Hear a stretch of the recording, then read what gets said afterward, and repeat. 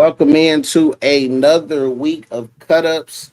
I am your co host, Darnell Porter. I'm here with the man, the myth, the legend, the guy that keeps us all interested and entertained each and every week, Mr. Toski. How are you today? And welcome everybody in. Yeah, welcome everybody. Feeling better than last week, I'll tell you that much. And I think you put the reverse curse on me at the game because when we did cut ups last week, it was looking like rain for the Michigan game, but turned out to be a great day. So, hey man, couldn't have asked for a better football weather day and a good bounce back game.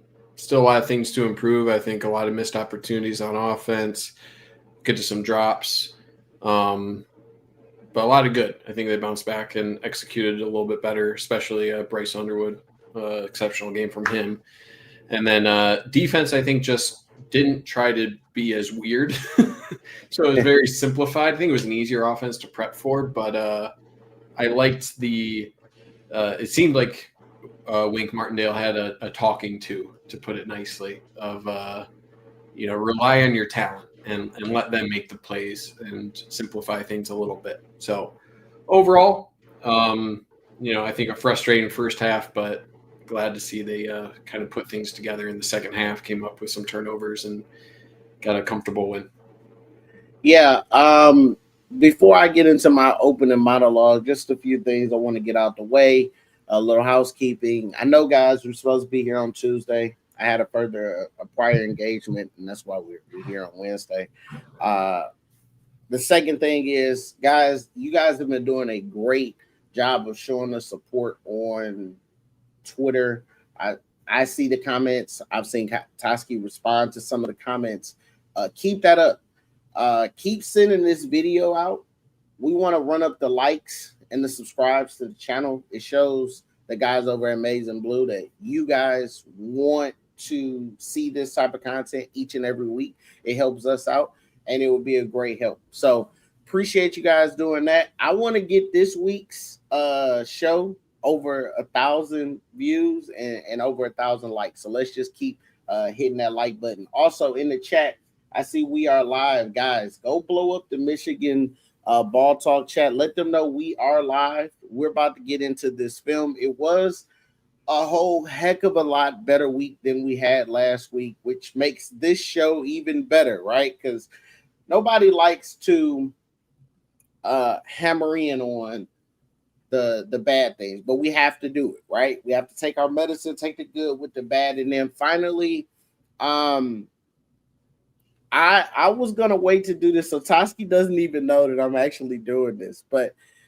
I would challenge Toski to, while he's breaking it down, to look at that defense from a film of what we saw a week before when Wink was 100% in control of the defense. And I'm not saying he's not in control now. All I'm saying is there is a little bit, there's tea leaves out there that it's more of a collective effort now, right? And I think that kind of helped because we didn't see as much of the blitzing, and we did see when players would blitz. I know the one thing you kept harping on was you was like, hey, when you blitz, replace. USC did that a lot, right? When they blitzed, another guy was replacing where that vacancy. And when I watched the film last night, that's what I saw. Michigan did some blitzing, but when they did do that blitzing, instead of linebackers looking confused or safeties looking confused on where to go, they replaced where that blitzer was coming. And I think that plays a little bit into the narrative that people are, I'm not going to throw Trevor in their work and, their work out there. But if you go on the site, you'll see that that it has been in the tea leaves. So let's go ahead and get started. I know we got film on both sides of the ball, and look forward to it. Yeah, let's jump right into it here. I think we're starting on defense today.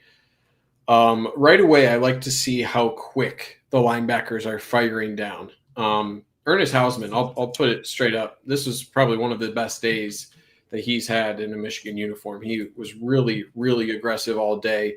And they just looked – I saw a lot more like hand communication while they're shifting over. I just saw a lot more urgency and a lot less hesitancy from the linebacker crew collectively. So that's a really good sign of a crew that's a lot more confident and probably simplified. So to your point, hard to say exactly, what's going on in the room and who's doing what and how things have shifted. But anyway, I always watch the first play to see what is the offensive line's movement looking like and how quick are people firing off, how confident they look. A couple things to call out here on this play. Zone blocking up front here, you are going to have this guy coming across the formation here to try to fill, but you have doubles here, double here. No one really releases out to Ernest Hausman. He's able to just shoot this gap really quickly. Watch your defensive end, Derek Moore. He does a good job, good disciplined defense. He just gets onto the hip of 77 here and constricts, right? He doesn't get into the backfield. I like to see that. He's not looking to overstep his bounds. He has the outside gap. He's not flying into the backfield here. He's being disciplined. And because he's being disciplined here, this might be an option. It looks like quarterback, that's where he's reading, right? It looks like he's reading to Derek Moore to determine whether or not he keeps outside, potentially throw here to this H-back or tight end that's coming across the formation. So because he's staying home here, that leads the quarterback to give here. Well, the issue is you're supposed to have at least one of these linemen, probably 56, release out here. Or actually, it's probably on this side, and then you release here to the backside on Metcalf, something like that. But no one releases from their double teams quick enough. They don't identify Ernest Hausman until it's too late. You see 53 there, way too late getting out to that block.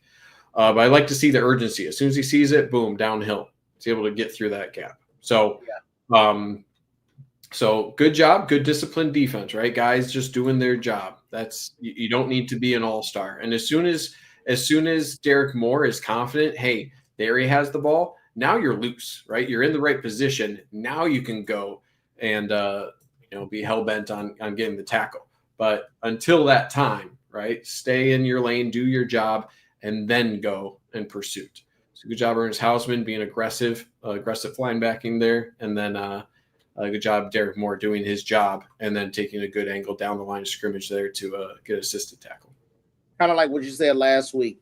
Derek Moore gets on that hip, breaks down so that he has leverage either way. And then as soon as he sees that the ball is handed off, like you said, that you wanted Barham to do last week, break to the ball, gain tackling. I love to see it. And I even want to give a shout out. I know it don't look like he did much, but even Barham kept the edge, right? He stalemated the guy right there. And if for whatever reason that quarterback pulls it and tries the edge is set there. So I love what I'm seeing right now. It looks like people are starting to learn from the mistakes that they made the week prior. Yeah. Yep. We're just looking for control and do your jobs. We have enough talent across the board. If you're Michigan, where you don't need to be a Herculean effort every play here. So here's one of the first screen passes that Washington did. It was a successful pickup here, but so let's look at kind of what Michigan's response was here. So a couple of things. I think it was Brandon Hillman, or it might have been Zeke Berry, who mentioned that they're really working on angles as a part of their defense recently to help with different tackling drills, and angles is a big thing in screen game as well. So a couple things right away on the defensive line that I would want a little bit better here. Usually, and we've talked about this ad nauseum at this point, usually if you find yourself in the backfield with minimal effort or minimal if it looks too good to be true, it often is, right? So if you're Barham and you're looking at this guy just kind of shadow boxing you and you see this, the holy gates of heaven of the offensive line open up for you to come flying through, you shouldn't take that as a, go past go, collect $200. There you go. Like you're free home here. You should be a little bit more hesitant of, well, hold on, why is this happening? More often than not, it's because they want that to be the case. And then a similar sort of thing, I think, for Trey Williams, number 0 here on the defensive line. As soon as he gets through, again, right about here, you would like to see him stop and be like, hold on, this looks too easy, and retrace. That's the technique they call for just following the offensive lineman where they're going to block, right? These guys are releasing out here. You may not know exactly where it's going, but as soon as you recognize, hey, they're letting me through here, I need to retrace and follow these offensive linemen. They're going to take me to the ball, wherever that may be. In this case, to the tight end slipping out here. So would like those two to do a little bit better of a job, because that's too big of a gap. If you react a little bit quicker, then maybe you're right about here. If you're a defensive lineman, maybe you're here if you're Barham, and you can just cut off any potential cutback lane here. So you just want to close that gap a little bit. So that's number one, of just recognition of that earlier. Second thing is I understand the desire for the linebacker to beat the tight end out here, but it's just not a good path. You notice how he's like always attacking kind of the outside here, and he's probably worried if he's going to slip it, right? You want to have outside contained. So I get that. Again, it's about being under control, and the angle that he's at is with the assumption that this tight end is going to continue on outwards here. But the body language doesn't tell me that story, right? It's not like he's looping out here on a flare or anything like that that would necessitate you to take that angle towards the sideline horizontally like this. You need to get up vertically now. He has stopped. His momentum is not taking him horizontally. You need to be trying to beat these guys and recognizing out of the corner of your eye, hey, these big hog mollies are coming at me, right? He just doesn't. And then he accepts the blocks, right? Because of that angle, now he has to accept that block and try to mitigate, right? He's not in attack mode anymore. He's trying to mitigate the gain. He's trying, because he wasn't able to get here quicker, he now has to think about, oh, will he go outside? He possibly is here. And as soon as you have hesitancy in a linebacker, you're in big trouble. So give credit backside. I think that's Ernest Hausman again, flying across there to pick that up. But I would like to see just a little bit quicker. That's Rolder. That is Hausman.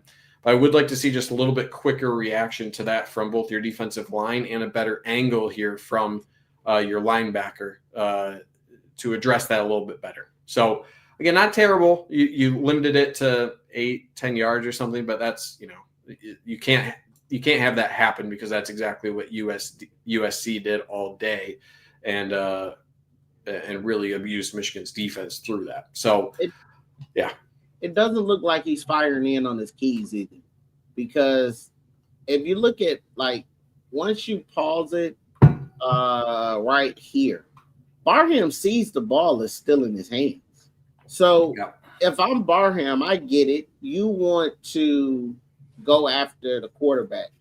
I almost wish he let Derek Moore take the free rush, and then, like you said, his instinct is to back up and say, oh, this might be a pass. So at least he's in the passing lane and makes that quarterback hesitate from getting that screen off. Because think about it. If Barham just jumps back as he sees it, stops his momentum and jumps back and turns around, Williams is like, okay, I can't go there because he's covered. And then that gives more time to get back there for the sack. I just think that they're not reading keys because they're so aggressive. I saw somebody in the chat says the sideline not helping their DBs react. I'm pretty sure they're yelling out pass, but if Barham in his head is thinking, I got a free shot kill at the quarterback, he don't care what you're telling him about pass, because he obviously is thinking that he's going to get there before that pass is off. And where he came from, it's once again, throw where the vacation is.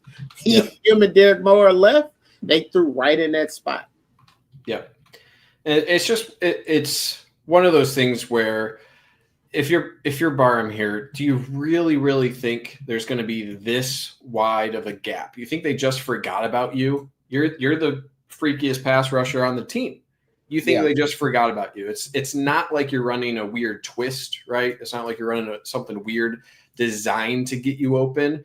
This is literally just the tight end decides not to block me, and then there's a huge gulf here, like alarm bells. And that might come with time, right? He's new at the position, but alarm bells need to be going off in your head. Like, I should not be accounted for in this scenario. This doesn't compute.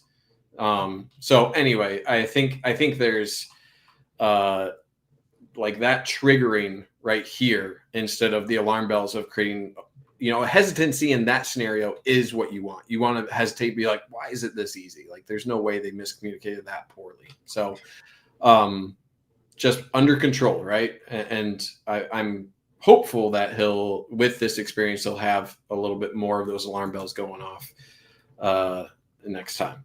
That'll take him to be honest with you, Toski, that'll take him from being a late first, early second round pick to a top 15 pick. If NFL teams can see that you're smart enough to identify when screens are somewhat happening, you already got the pass rush. They already know you can rush the pass. Yeah. Yeah, absolutely. All right, we're 3rd and 12 here. Washington looking to drive. Really good job, Zeke Berry here. I think the throw's a little bit late on this. This looks like just a quick out route here, right at the sticks. The throw's a little bit behind, a little bit late. This is funny, Trevor. My kid was in diapers when we used that. I read that and tried not to laugh. It's a throwback, man. It's a throwback. Real quick, the new life. If Barham recognizes faster and stays with tight end, what happens? I mean, he probably turfs it, right? Like, he probably just throws it at his feet or tries to scramble, but nothing good. Probably just turfs it and tries to live another down. If Barham is on that tight end. Okay, so it looks like the number 1 read all the way for the quarterback. Looks like kind of like an inside release out route right at 12 yards. If the throw is better, I think he gets it. It's not bad coverage by any means for Zeke Berry. I think he's very efficient. That's what I look for in the footwork here. Shifting your hips like that and no wasted movement, good angle. Really good job from Zeke Berry. But the throw is a little bit behind, right? I think it's if you continue on the path here of this wide receiver, the ball should be further out here rather where, he has to stop his route and essentially go back shoulder. And that allows Zeke Berry to come in and contest that catch. So if that ball is thrown ahead, it makes the job of Zeke Berry a little bit more difficult, right? If he catches it in front of his body right here, Zeke Berry has to go through a body with his arms to disrupt that pass. That's just a little bit more difficult. So I don't think there's necessarily anything wrong that Zeke Berry did on this play. I think he played this about as well as you could. It would take really what is a perfect throw. But really good timing. Good job getting that right arm here, right through the arms. It's just great technique. So Zeke Berry, I think he's been up and down. There's a couple plays in this game where you could dig him a little bit, but overall, I've been pleased with his play. I think he's improved over the last couple of weeks, and this is just a really good stop. Early in the game, how many times have we seen opposing offenses just go down the field and score a touchdown right away? So to get this stop on 3rd and long was a nice departure from the trend that the team had been on defense early on in the games. Yeah, I know you probably had a sigh of relief in the stadium, considering that we've watched our team every week now. It seems like give up a first drive touchdown. So that probably felt a little bit like, okay, this feels different a little bit. There were people in the stands like around me talking just like, oh, here we go, first drive, they're going to march down. And I'm like, can't really disagree with you, but we'll see. But no, it was a good departure here. All right, but on offense now, Michigan starting right on their own 20. And again, early on, I like to see what's the offensive line looking like. I think Michigan likes to run this sort of play to kind of get a sense of physically where are we at, right? It's really hard to understand where your team is. You go against a scout team, but then you actually get up against an opponent, try to see, all right, are we outmatched? Like how do we actually look physically? And this is a really good start. So little split flow, or not split flow action, sorry, just power, straight up power. So you have your backside guard pulling, that's Jake Garnera. He's looking for the first guy off the edge coming across his face. So you have a little motion here from Max Bredesen. He's going to be following this guard, but the guard gets anyone on the edge, and then Max Bredesen is going to go through the hole, and that's where you have Jordan Marshall following here. Then you'll get a double on 54. So single block here, backside block, single block. Here's your pull. He's going to pick up number 9 coming down. And then you can see the eyes here. You're identifying, any backside linebacker to release to. And you have Bredesen coming back through and going up, I think is through that B gap there. So really good job all around. Everyone's holding their block. 54 is getting doubled here. He's trying to stand his ground, actually doing a good job. So you're not able, even though I think the eyes here are looking to release up here to number 12, you're not able to get there. Bredesen, his job is to get through this hole and then just scan, right? Scan for where can I be useful? What is, any body that I can pick up. So 41 is starting to get off of this block inside. So that's ultimately where Bredesen decides, I'm just going to open this up a little bit more. I think that's probably the right call, just because it's hard for him to see through this to this. I think this is a safety coming down, or maybe a linebacker coming down backside. Really hard for Bredesen to see that based on his path, and he's just looking to carve out a little bit more. And then this is just Jordan Marshall doing Jordan Marshall things. He picks up an extra 3-4 yards just by being the physical. He brings that Karan Higdon style of running, kind of, or Mike Hart, even if you want a throwback of just always falling forward, getting an extra couple yards after contact. He's going to make a living off of that, and that's a huge attribute to have as a part of your running back. So anyway, just really, really nice play, good movement, holding your blocks. Everyone does their job, and picking up 7-8 yards on first down. That's what it's all about. Yeah, I saw this play, so I didn't get the chance to watch this live. I was at another function, but when I went back and rewatched it, and I saw that formation, I say, okay, we're in Chip Lindsey's playground. Yep. This type of formation is what he likes to run. Double receivers up top. If you go look at any of Chip Lindsey's offenses, this is a staple of it. And when I saw this as one of the first plays, I said, okay, we're in business. And I was going to save this towards the middle of the show to get your opinion on it, but I thought that this was one of the best games not only Chip Lindsey has called at Michigan, but probably an offensive coordinator has called at Michigan in probably like the past 5 years. And that's not being hyperbolic. It's just that everything he dialed up looked like the perfect play to run at the perfect time. Yeah, it definitely was. Last 5 years, that's tough because you got a national championship in there.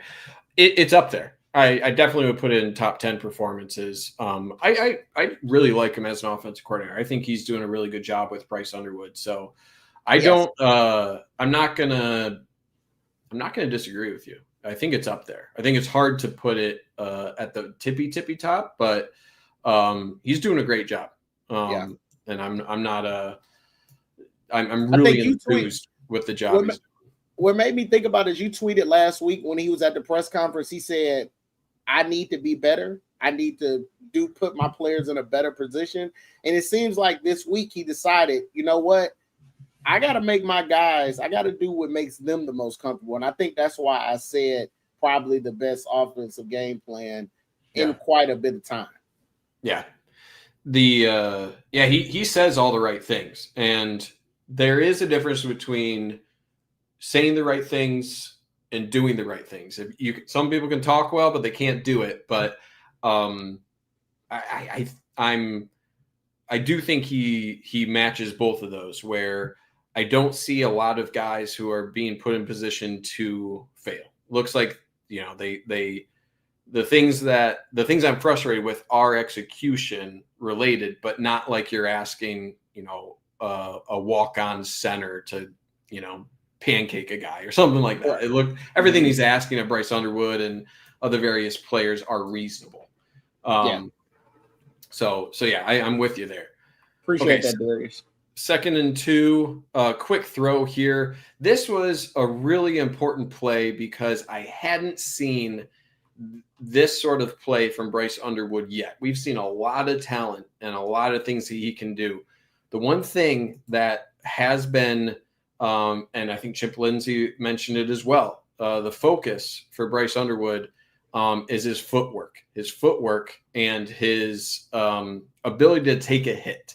I feel like in the past when he's seen pressure, his instinct is to duck out. And I get it. He's an athlete. But this is pressure off the edge. And you've said it a million times because it's always correct. When you see a blitzer, you throw to where the blitz is vacating from, that area. So he recognizes that, boom, hits it right away, and gives credit to Samaj Morgan. Obviously, he had some drops in the last couple of weeks, had a critical drop in this game, but this is a key pickup here. And he's able to hold on to that ball. So I haven't yet seen until this play the ability for Bryce Underwood to stand tall in the pocket and deliver a strike, accepting that he's going to take a shot. It's a big time play. Sometimes you got to take those, right? And there were a couple later in this game where he didn't, but he has the capability. He's going to grow from this, right? Doesn't feel good. I would probably die if that were me in the backfield there. But as a big time collegiate quarterback, those are things you got to accept. And he accepted it. I want to see him do it. Yeah. I know that sounds crazy to say, right? But I want to see my quarterback take that type of hit. You got to take those reps. Get those punches. So guess what? When he sees it down the line, whether it's Ohio State, Maryland, Northwestern, it's the same repetition. It's like, I'm going to take that hit because I've taken that hit before. Yes. Let me go. Let me step into this throw.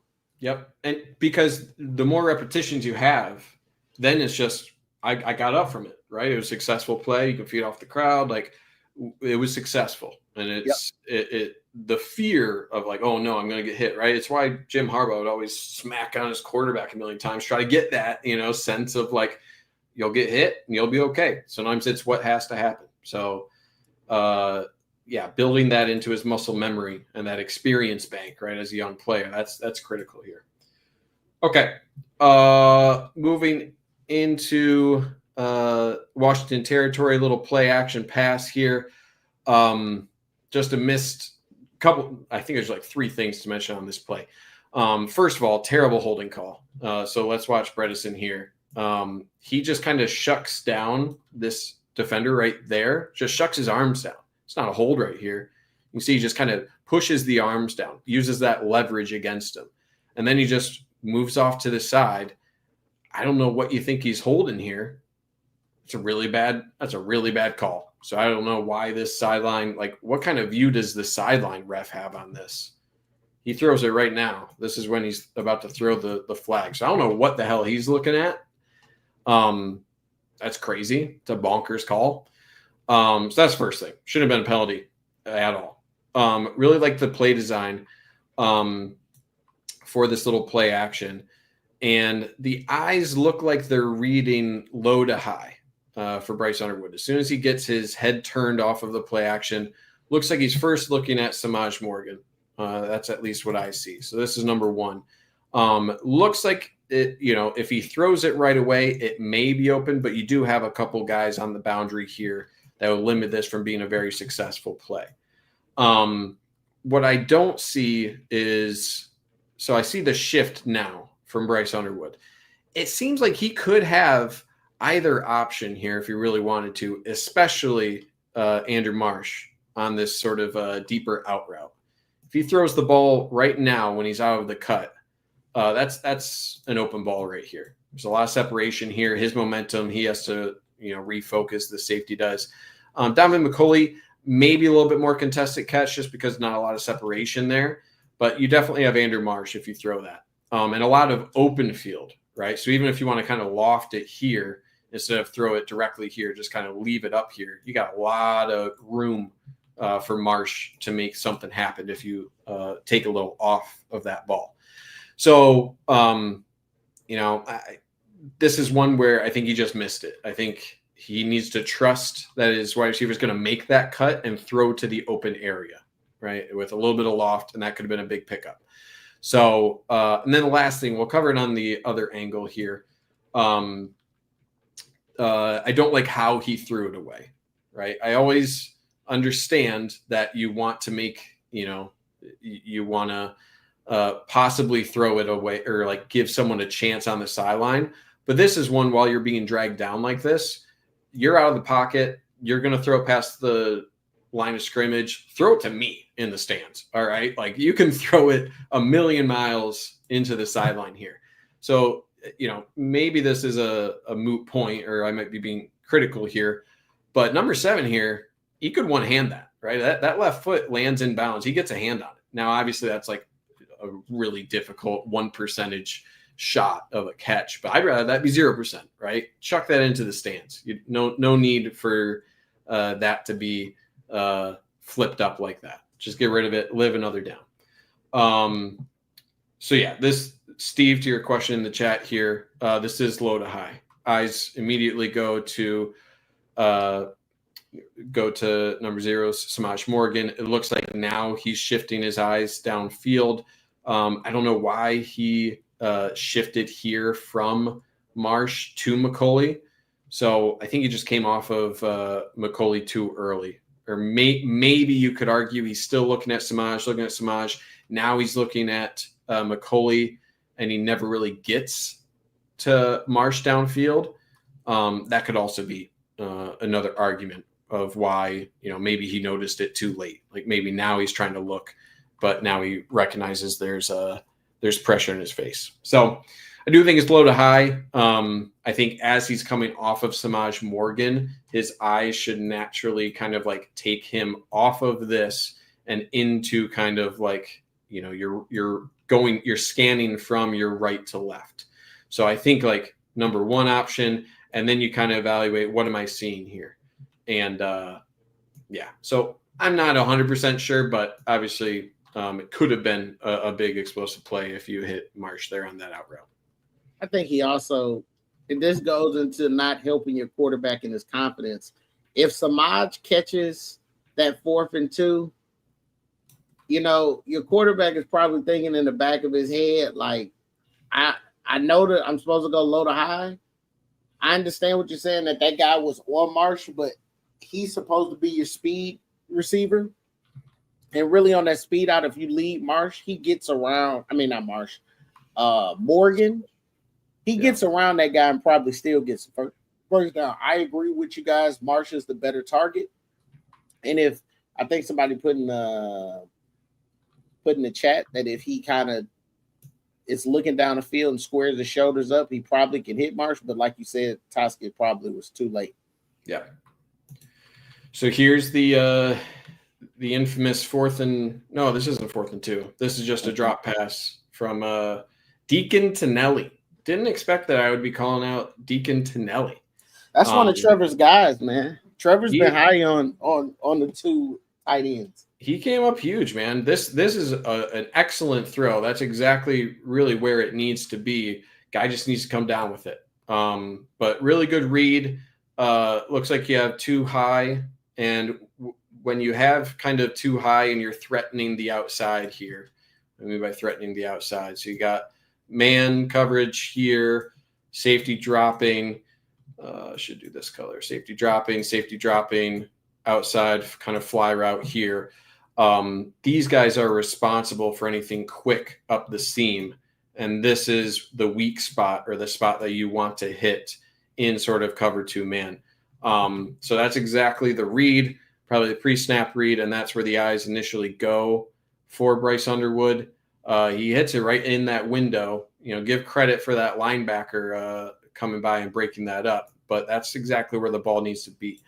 They're only bringing 4 in the pass rush. Michigan keeps in 6, so good pass protection overall. It's a quick hitter.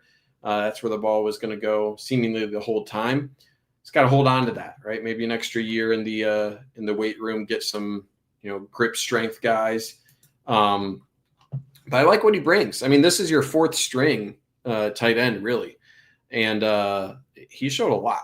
He would be a starting tight end at probably a fair number of other schools, but that left hand you can see of this linebacker, he takes a good angle, and he's able to get that helmet and left arm there in the breadbasket, able to Able to grip strength is crazy. Hey, man, if you're a wrestler, all right, I wrestled and that you have the little grip strength things. You use those all day. Okay, so I'm telling you, it's a thing. It helps it helped in wrestling, helped in football. Yeah, phrasing wasn't great. All right, let's move past that. All right, okay, we're moving on to this angle. All right, I wanted to get the broadcast angle of this just because he goes up and makes a great snag. As soon as you get that snag, you need to be protecting the ball. Okay, so he's trying to protect the ball here, right? But he senses the hit coming. So I'd like to see that other hand come up over the top of the ball. That left hand needs to come up over the top of the ball here. What that would naturally do if you're taking this left hand up over the ball, that's going to take your shoulder this way as well. So essentially what I'm asking for here is if you bring up this arm and kind of shift your shoulders this way, then his primary contact point is onto your shoulder, or at least the back of your arm, instead of that helmet getting to the tip of the ball. So these are very minute things, right? And really tough to ask, but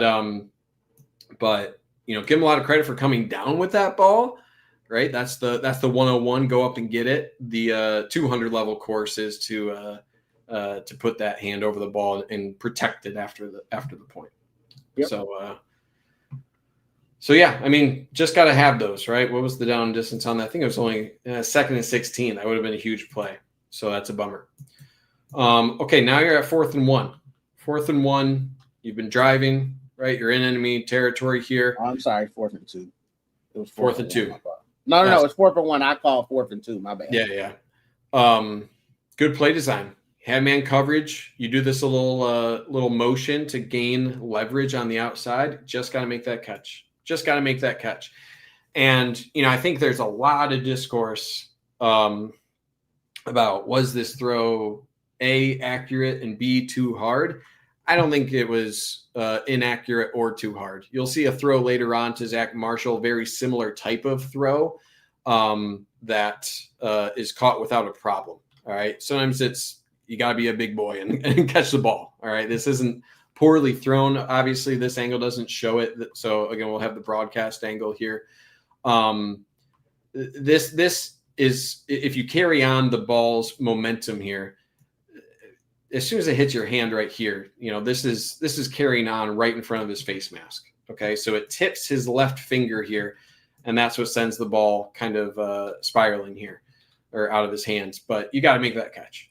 All right. You got to make that catch. This is a go hit the jugs machine 1,000 times. And with this body position, right? It's not just about catching it, you know, like this or this. You got to catch it like he's trying to here as well.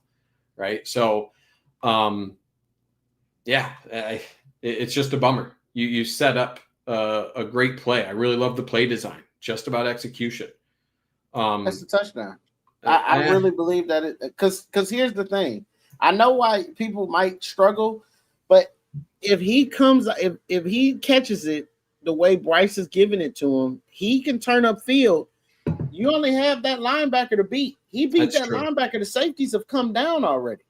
Yeah, that's true. It's 6. Yeah, you're on the hash. So you think about how much room you have to the sideline there to continue on.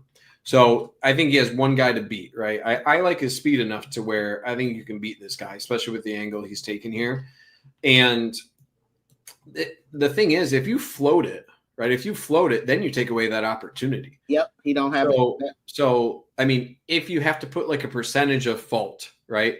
Maybe you could make this an ounce less oomph. But this is 90% on Samaj Morgan, 10% on Underwood for, you know, maybe it could be a hair more out in front, but they're like away from his body here, like more towards here instead of into his body. But you're splitting hairs. You got to catch that ball.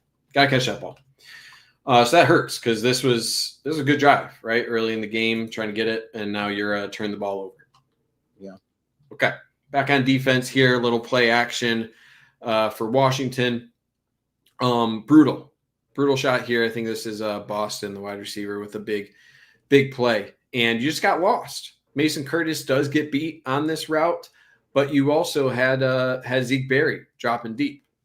You had Zeke Berry there. And he just overshoots it. As soon as you see the eyes of the wide receiver get big, right here, as soon as you see this, and he's looking for the ball here, and you can see him look up, you need to do a quick check-in, right? Do a quick scan, do a quick look over the shoulder, recognize the ball.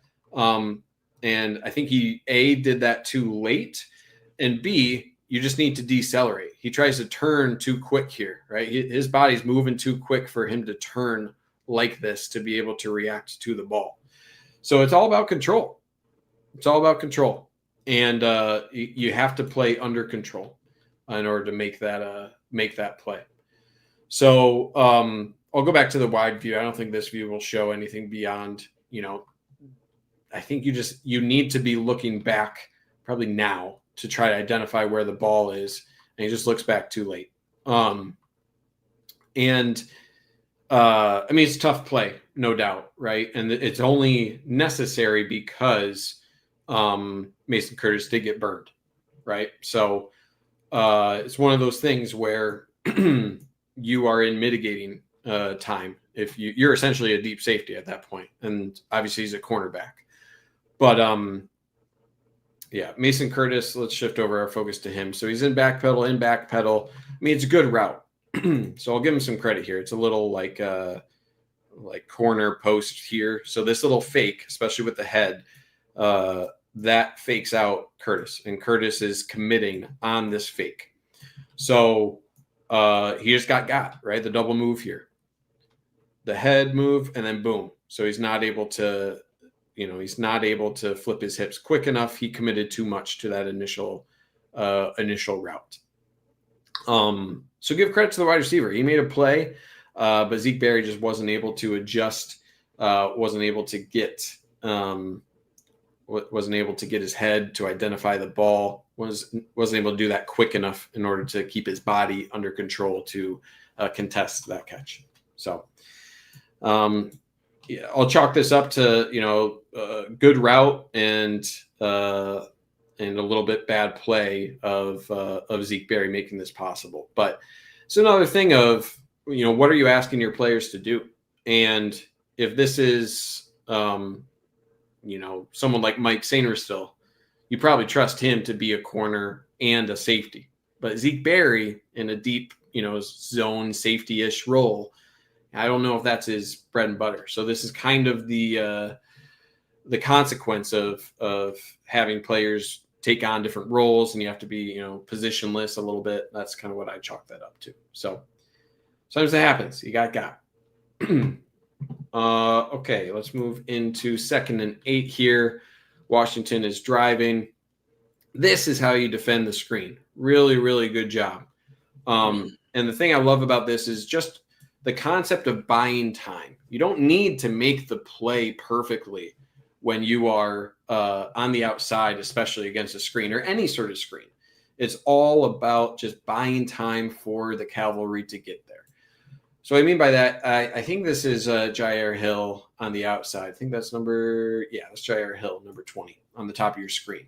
As soon as he recognizes this, as soon as he's probably looking through this receiver, right? Look through the receiver, recognizes this. You can see his eyes are probably over here on this throwing motion. He attacks the outside of this because his responsibility, just don't let anything outside of you, right? You have so much help coming over. Do not let this guy get to the sideline. That's your number one rule if you're Jair Hill. He does that perfectly. He doesn't need to make the tackle. He just needs to hold things up. He almost makes the tackle, right? But this is excellent. He just completely stagnates any sort of momentum of this play. So he's a really good job just getting that boundary. And then what that allows is for the rest of the guys to get there. So another really good job here from a reaction of both your edge player, this is Dom Nichols getting out, and your linebacker. Linebacker, Jimmy Rolder, he notices this right away.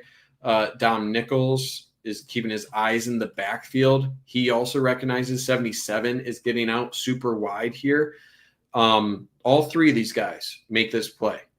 So Jair Hill there with the contain, and then you have Jimmy Rolder also there to help. Dom Nichols makes initial contact there. Jimmy Rolder, and then everyone else can come and help out. So this is all about what team defense is. This is it. You don't have to individually make your play, exceptional, although I would argue Jair Hill does. But Jair Hill made this play without being the main tackler here. He did a great job. So I love to see this because this is an urgent defense. This is not a defense that is waiting for blocks or, hesitant when they see this sort of display. Like they're reading the body language of wide receiver and quarterback. They're using their eyes effectively, and they're all just flying to the ball confidently here. So they're not waiting. They don't look confused. They look like they're on a mission, and that's what you want a defense to look like. You want them to look confident, and that's how they did on this one. I can't say that about last week, obviously, but this one. Yeah, and this is all I was asking. If you look at, pause it. All I'm asking the DN to do is when you read that it's a screen, you should be almost holding the line. Like, you're no longer in rush mode. You're kind of in block mode. Like, I'm going to block with you because you're going to lead me to the ball because you're trying to get out there and block me out of the play. That's all we want the edges and the linebackers and even the D tackles to do. Like, get that guy, ride with him. He's going to take you to the play. Yep. Yeah. Stay attached to him. And exactly what you said. That's retrace the offensive lineman all the way. Mm-hmm. Okay, 3rd and 9 here. Big third down. Washington trying to score here in the red zone. And, man, this is a guy, TJ Metcalf. I feel like I haven't brought him up enough, but he is a young gun that, with both Brandon Hillman and Rod Moore not playing, they had to lean quite a bit more on some of the youth. Some of the guys had further down the depth chart. And this is a tough route for number 7 here to guard. This is an out and up down the sideline, and he's his lunch there. He's exactly where he needs to be following that route. So I was really impressed by the athleticism of DJ Metcalf because this is a tough route to recognize the out route, to be coming downhill that hard or committing to that, and then be able to redirect. There's subtleties to defending this of getting his hands on the wide receiver at this moment. He does this just enough. He doesn't hold, but he just displaces, right? You can get away with a little push here. You can get away with a little push, and he does, as long as you're not grabbing. And what this shows is he's relatively confident in coverage because if you do this, but at this moment, right at this part, if you hold on and slow him down by holding him on, you're going to get a flag. And that usually happens when you're panicking, right? When you're like, oh crap, I'm lost. And this guy beat me on the route. Because right here, he kind of beat him, right? You can see the eyes even come inside there for TJ Metcalf. So I think he was probably like, okay, I read this as an out route. I'll peek over here to see if he's throwing the ball. And then he looks back and recognizes, oh no, the momentum is against me. So as I pause right here, and I remember like when I first saw this play in the All-22, I was like, how did he win this route? Like, how did he get back? Because you read the body language of the defensive back there against an out and up. You think he would lose this 99 out of 100 times. But he redirects really well. That shows really good athleticism. And then just the subtleties of getting a little push in there. Redirect him, push him towards the sideline. Sideline is your friend. So it's just a really good job from a younger safety being able to make that play. And yeah, that's just it's exceptional play, and it's really valuable to have that as your third or fourth safety to be able to have that play. So I don't like the rotation that Michigan has done a lot on the defense, especially on the defensive line.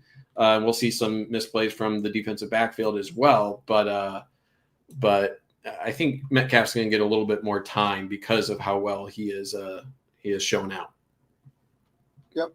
Okay, moving on here. 1st and 10. I think this is after the missed field goal. Michigan gets the ball back. And man, I was in the stands. I'm clipping this just because I didn't even see this throw. This was such a good fake to Jasper Parker. I was lost. And I think the commentators were too. So the calm in how Bryce Underwood executes these RPOs is he getting? Oh, you're right. He got 43 snaps a game. I'm talking about someone else, Juju. You're right. Keep me honest, chat. I appreciate that. I don't know, who was I thinking that was only getting a few snaps. I must be thinking of Jaden Sanders at cornerback. I think I'm thinking of Jaden Sanders. My mistake. Thank you, Juju, for keeping me honest. I appreciate that. Okay, so we got a little RPO action here to Davin McCulley. And I just like how Bryce Underwood's able to take the fake, and then he's just able to hold on just a little bit longer. He doesn't throw it right away. He's able to wait for the best window for the wide receiver here. So the guy he is likely reading is number 9. That looks like the eyes where Bryce Underwood was looking, number 9. Obviously, if number 9 drops back into this sort of slant, this is going to be, you're removing a number from the box if number 9 is out of here in pass coverage, and then you'll have the give because then you have numbers in the box if you're Michigan, right? So it's all about what number 9 does. That determines whether you give or whether you throw. Because number 9 is just kind of staying there, right? And he comes up in run defense. That gives Bryce Underwood the go-ahead to throw to that window. So it's just he executes this consistently. He makes the right decisions consistently. And just a really, really good pass and catch. Davin McCulley is dependable in that, and that's where I think they make their money. So nothing crazy, right? This is a pretty simple pitch and catch. It's fast. It's relatively quick. So all day. That's going to be there all day because Davin McCulley could win that. I believe Connor Stallions called Bryce a couple weeks ago RPO connoisseur. Yeah. Of sort. Sorry to steal your lingo, Connor, but no pun intended. But yeah, Bryce lives in the RPO game. He loves it. It's where he looks the most comfortable. But I really like what I'm seeing as we get through this film on Bryce and Chip's chemistry, right? I think Devin Gardner spoke on it a couple weeks ago. Like sometimes your OC just has to give you some plays that you're comfortable with to build your confidence up to make sure you have a successful game. And I'm starting to see that a lot with Chip. Yeah. And the RPO game has been something that I've been most frustrated with in the past because it just felt like the quarterbacks were not great at it. Even J.J. McCarthy, I think, struggled with it at times. Yeah. It just didn't seem like a strength of like, man, are these reads live? Like, why are we doing these sort of RPO-esque looking plays without them being live? Like, let the quarterback make these decisions. And it seemed like they maybe didn't trust him or they weren't live all the time. It seems like they trust Bryce Underwood, and he has very rarely, maybe a couple plays, made the wrong call on that. But yeah, he's exceptional at it. All right, 1st and 10 here. This is such a great little split flow. And this is the pass I'm talking about where that's a bullet, all right, to Zach Marshall. This is your third tight end. This isn't easy. This is a lively pass, I'll say. And same sort of position. I mean, maybe a little bit higher, but similar type of catch that you would expect Samaj Morgan to make and turn up and run. And because of how quick and direct it is, you're able to allow your tight end to turn up field and, get your blocks and look at all the room he has to operate. So I really love this play design of you have this split flow action. What I mean by split flow. So you have, it looks like zone blocking up front, but you have your tight end coming across. So because of the play action, it looks like you're leaving this guy unblocked for the tight end to block. And then you have this this sort of play action here to make it look like you're kind of running this blocking scheme, zone blocking up front. It's going to suck up all of these linebackers, and you have so much room on the outside for Zach Marshall to continue on that. So this is just a beautiful play because it builds on the run. It builds on the run and it puts the defensive end in hell, essentially, because what's he going to do? Is he going to try to set the edge? He's going to, really he should be trying to blow up the tight end. That's the play that it should be. But it's really difficult because, if it's a run play and you decide to take on the tight end here, you might leave a crease outside of you. So there's not a lot of good options. And that's why this play works. So I really like the additional thing for Bryce Underwood is he's getting a little bit more depth here. And what he's looking for, as Zach Marshall kind of bubbles this out as well, is just a good throwing lane. Because if you kind of loft this over, then you're, leaving more time to, or I should say less time for Marshall to get upfield here. So by continuing to kind of get depth here, allow for Marshall to get away from him, you're going to be able to deliver more of a quick pass with less arc on it. And because you're able to get it there that quick with that, open view for both the quarterback and the tight end to view this pass coming in, you're increasing the odds of it not being a deflection, and you're increasing the maximum yardage because of how quick the ball gets there and how quick he can turn upfield. So this is just a good complement of good play design and really good execution. Now, would I want Zach Marshall to try to put a deke on this guy and cut back inside? Yeah, but that's not him. That's not his game plan, right? He's kind of I'm going to run upfield. I recognize an open area and I'm getting there. So, or even break it to the outside, because then that guy has to break around that block, right? Right. I understand he's a tight end, so it's not by trade, but I like either putting my foot in the ground and going back the other way, or going around where I think that's McCulley that's already got a block, and you make McCulley basically ends up blocking too, because he would have ran right into the block. Right. Yeah. Yeah, good point. You could probably cut around. And that's, that's probably the difference between him and Marlon Klein, right? If we're talking about why is Marlon Klein starting and not Zach Marshall. Zach Marshall had a really good game. 5 catches, like 80-something yards, a touchdown. Like, he had an exceptional game. But little things like after the catch and getting him out in space, Marlon Klein probably does make those plays that you're talking about. But yeah, I mean, you take it, right? That's how the play is designed. And give credit to the wide receivers blocking downfield. I think this is that Marsh as well. These are your number 1, number 2 wide receivers, McCulley and Marsh, blocking all the way down the field here, 20, 30 yards. So that's exceptional. That's what you need. And that's partially why guys get time in the wide receiver room, by blocking downfield. All right, moving on here. 1st and 10, ball on the 22. This is just a beautiful little play. This is Chip Lindsey in his bag. All right, as the kids say. I feel like I'm too old to say that, but I'm going to say it anyway. I got motion here for Zach Marshall. You get a little play, or you get a little pump fake there from Bryce Underwood right here, a little pump fake, and then just a little sort of tunnel screen action. So what's the blocking scheme? You just come across here, block here. The pump fake from Bryce Underwood here, this is all designed just to get the momentum continuing here, right? Because you have the motion here for Zach Marshall, the momentum is going to take these guys outwards. So by continuing to back up, right? Continue to back up and continue to buy time through that pump fake. You're continuing these guys' momentum out this way. And then you're buying time for Marsh to get inside here for his tunnel screen. This is a good question, John. I was afraid Garnero would get called for an eligible receiver downfield on this play.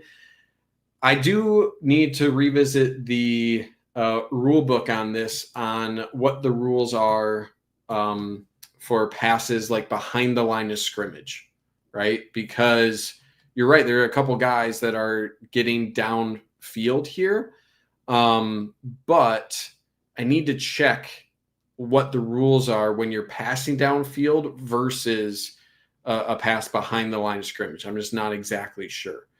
And I also need to look up so that's the main thing. and Steve, I think you called it out. If it's caught behind the line of scrimmage, it changes that. So it's essentially kind of like a run play is kind of how the rules, I think, evaluate that. But you bought this time, really well timed for the execution of this play. So when I talk about screenplays, USC did find work just a little bit late. And Andrew Marsh. Oh, I'm already on state week, Nick Marsh. Andrew Marsh is able to dice his way through into the end zone. Toski got into. Leave me be, buddy.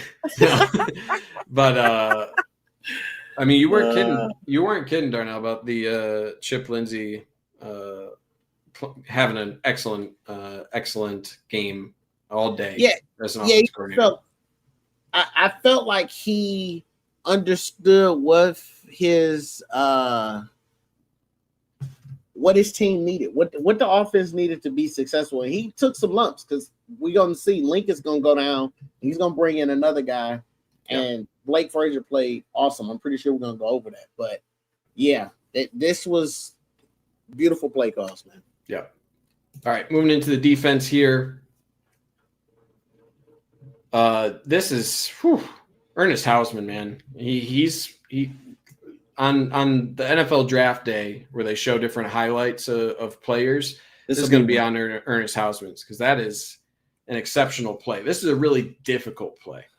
So the design of the defense, a couple ways that you can play this, and what I mean by play this is when you see someone coming across the formation like this in general, or let me back up. When you have a sort of play between your defensive end and your linebacker, especially when it comes to filling gaps, you can do a couple things. The first one is you take the outside here for your defensive end, and then you fill with your linebacker. So I think that's called like a fill. The other one is a scrape exchange. And scrape exchange is you are going to get down the line of scrimmage here, and you're replacing your defensive end with your linebacker. Your linebacker essentially then becomes your defensive end and has outside contain. So the latter, that scrape exchange, that's what you'll see, that combination between Derek Moore. That's why Derek Moore is getting to the inside here. You don't have a linebacker to fill this gap anymore. His responsibility is to get this inside, what is the B gap, and you're bringing down your linebacker quickly to deal with anything on the outside here. So as soon as you get to the edge there for Ernest Hausman, notice how he gets in control. As soon as he gets to the line of scrimmage, he pegs down a gear here. He gets down a gear, downshifts, and then he's able to beat this block, right? He really puts this in conflict. It looks like a run all the way. So he puts this guy in conflict, beats the block, and then gets out there. Really, that tight end should be picking him up. That's the first body he comes across. He should be blocking this because this is a relatively well blocked play. Otherwise, you're depending on a cornerback to come up here or a safety if you're able to get that block. So it's a misplay here, but give Hausman a lot of credit because he goes to the inside and is able to be athletic enough to drag down the quarterback. So really good job. John has a comment here. Once the wide receiver starts blocking Rolder, Anderson should come straight down to cover the tight end. It's a good point. As soon as you see that block right here, you should be calling out like crack for this wide receiver and come down here if you're Anderson, number 13, to replace the outside, right? Because if this is you have the immediate edge player here for Michigan now with Ernest Hausman. This becomes your sideline protector, where otherwise you would expect. I think this is Bowles on the outside. You'd expect him to have that, but that's Jared Hill. I'm all over the place. So really good job, Ernest Hausman, beating that block and getting out there. That's just an athletic play. And this didn't happen last week. We did not see linebackers firing off and replacing when people were vacating. It seemed like Yeah, it seemed like they just didn't know what they were doing, like what their plan was, right? Like Correct. they just didn't seem confident. So you're 100% right. It seemed like they were, they didn't have they didn't work as a unit. The linebackers didn't have a clue on how the defensive ends were going to play this, so it was just hesitancy. So a lot of hesitancy from the defensive end, and then a lot of hesitancy on the linebacker. Yeah. And when you have a plan and you're on the same page, then you're able to work confidently. So yeah, this is just hell of a play. Again, I think it's his best game in a Michigan uniform. Okay, moving on here. 3rd and 10. Another screen. Michigan gets caught here. So I'm a little bit less upset on this one because sometimes you're just going to get got. What I mean by that is if you aren't blitzing your backside linebacker here, then you probably have a chance. You're bringing 5. My bigger issue is there has to be a tendency for Michigan, and when I say have to, I think Wink Martindale has a tendency to blitz on 3rd downs. I think he likes to get after the quarterback. In obvious passing downs, he likes to send pressure rather than dropping 8 or something like that. So a couple of things about this. It looks like it's designed to be a twist up front. Looks like Cam Brandt is going this way. He's going to attack this gap. And then you have Rayshawn Benny kind of looping around. And this is the main issue is as soon as the center starts to come out like this, he follows him too much. He over pursues this way. So I think he has his eyes in the backfield. Rayshawn Benny does as he's following the center here. He just goes too far. He didn't identify where the actual threat is or the momentum here. So he's doing a good job of following the lineman, but he takes himself out of the play as part of the process. So that's, you're asking a lot from your defensive lineman. I get that. But as soon as he recognizes the eyes here of that center, right, he needs to identify where the threat is and also what's the momentum of that. So he takes himself out of that play. But of course, if you still had this backside linebacker, conceivably you would have the exact answer for this, right? So it's unfortunate. And sorry, I pointed at the wrong guy. It's the running back out of the backfield, not this guy. So sometimes you get got, and that's the Wink definitely brought down the blitz rate. I think it was something like 19% or something compared to his usual blitz rate of 50%. So he brought that down a lot in this game, not 100%. So it's just good play call. This is the cat and mouse game, and he got on this one. It's funny you bring up the cat and mouse game, right? Because I actually think who's 23? Is that Sullivan? Yeah, that's Cole Sullivan. I think Sullivan took the cheese. He thought, because to me, from the other angle, it looks like it's a man with too high over the top. Mm-hmm. Sullivan's guy is who catches the screen. He 100% thought that running back was flaring out, and that running back ran a Texas route. And if he stays with his man, it's blocked up. But it goes back to what I said. When you blitz, usually that's where the ball is going. Yep. They just threw the ball when blitz was coming because they knew nobody was there. I think this happened last week as well. And I sent a tweet out about this exact play about Cole Sullivan. I understand wanting to get out and beat the running back out to the flare. So I get that. But if he just stays in his shuffle for a beat longer, you can still move horizontally here, but just shuffle. Don't commit until he's, a step or two outside of you, maybe a step outside. So just mirror him. But he's committing way too hard. And I think his eyes right here go to the backfield. So he is late in recognizing the cut because his eyes are on the quarterback. And then he looks back and he's like, oh no, I over pursued, right? That one or two steps.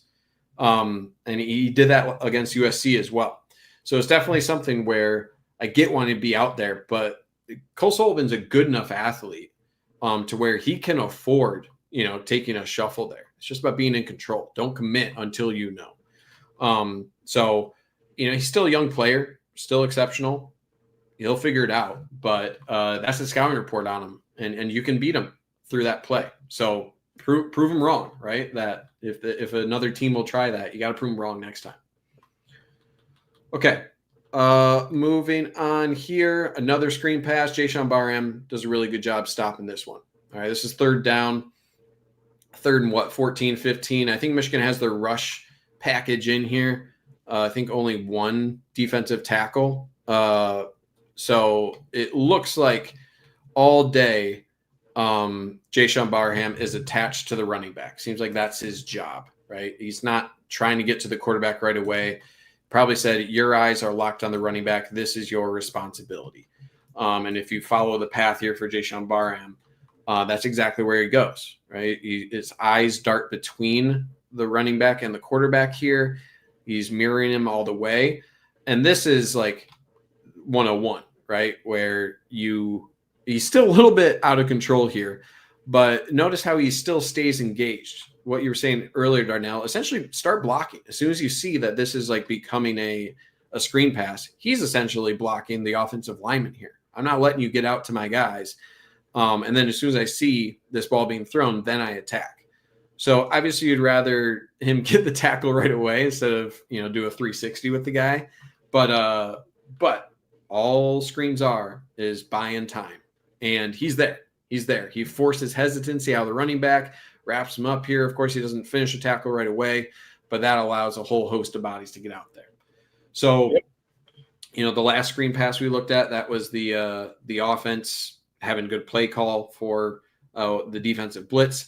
This was a really good response to that of having the right package in and having your keys really dialed in to focus on, hey, it's third and long. They're probably going to try to go for another screen here and being dialed up to that. So good response, right? This is what you want to see out of your defense over the course of a game instead of USC, which is mind-boggling. How do we not adjust to that? This is the sort of response. You'll get got once, but don't let it happen again. So good response there from a defensive play call.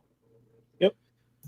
Okay, back on offense here. 1st and 10, little play action. And Andrew Marsh is wide receiver number 1. All right. I held out until this play to call it, but this is a hell of a play. Really like the eyes here, and the throw is a little bit behind him, but he also threw to the open area for Marsh. So let's first just look at the area that he throws this ball. So you cannot throw this in front, right? So I saw some people have like, oh, it shouldn't have been that difficult of a catch. You're probably right. But in this scenario, you'd want your wide receiver to recognize, hey, I also have a guy coming over here, right? So maybe slow down a little bit in my route. So he has to throw it behind him away from the defender. Has to. So, but maybe that's a little bit much. But when you have Andrew Marsh just being able to stab the ball in the air like that, his catch radius is pretty massive, it seems. So who am I to disagree with that ball placement? If he throws that out front, that is what we like to call, ladies and gentlemen, a hospital ball. Yes, guarantee you that safety breaks and lights Andrew Marsh up. Yes. And yeah, I would rather him throw it there and let Marsh have a chance at it. What was more impressive to me is when I went back, I was at a friend of mine's house watching this game on replay the next day. I had him rewind it like 3 or 4 times. It took me to like the 4th time to realize not only did he catch it, but it was like one motion of catching and tucking it all in the same motion. It was absolutely crazy. Yeah. He tucks that ball immediately. Yep. He snagged it. My buddy sitting next to me was like, I don't even think he put his other hand on the ball. Like he was ready to go upfield. Yeah. So he's gosh, in terms of like just holding on to guys, right? And there's no speculation here of like, oh, he's going to look elsewhere or whatever. But like, if you're another team, you're probably like, go steal that guy from Michigan. And if you're Michigan, you're like, this is our future, right? This is, I can't remember last time Michigan's had a freshman wide receiver on this track this early. So the play design, I like the eyes here for Bryce Underwood. His eyes immediately off of this fake. This fake is going to get this defensive end out of here. So the eyes immediately look like they're going towards this, I don't know, probably a nickel corner, and he's firing up really quickly. So you're threatening here. I think this is Tonelli. I'm not 100% sure, but you're threatening that quick. And that's what's going to get this guy to vacate this area, right? This is kind of I don't know if it's technically a sit route or, if he's sitting down here or just a crossing route in general. I have to imagine because it's rolling out here, you teach the wide receiver to essentially kind of find an open space, but I'm not 100% sure how that's taught. Just kind of a sail route or something. I'm not 100% sure. So really good job of getting off of the eyes here. As soon as Bryce Underwood recognizes, hey, that guy's firing up on this throw to the flat, comes off of that. And then not only does I think he kind of waits a beat. You could argue maybe he could loft this up and there's enough time to where this safety wouldn't be able to get to that ball. But Bryce Underwood waits a beat to ensure that he has a clear throwing window, and then he throws it sidearm to make sure that this defender close by isn't able to deflect the ball. So I mean, this is that's a lot to ask of your freshman wide receiver. This is just like a couple guys in the backyard throwing the ball. Like, okay, let me wait on this pass a little bit, throw a little sidearm to get around the defender. Then my buddy will just one hand it. Like it looks way too easy for what they're doing. So there's your little sidearm. And that's just a stab. That's just reaching out, stabbing the ball. Boom, tucked. Let's go upfield. So crazy, man. It's crazy that this is true freshman to true freshman. They're doing this kind of stuff. But yep. Yeah, I see a lot of I think Mario Manningham's probably the best comparison of a guy who flashed as early as he had. So that's kind of guy we're talking about. Okay. 1st and 10, ball midfield. I didn't show the first play of this. Ill-advised throw. Obviously, Donovan McCulley, former quarterback, so he's recruited to play at Indiana. They got a decent pickup earlier with Donovan McCulley, running the ball here.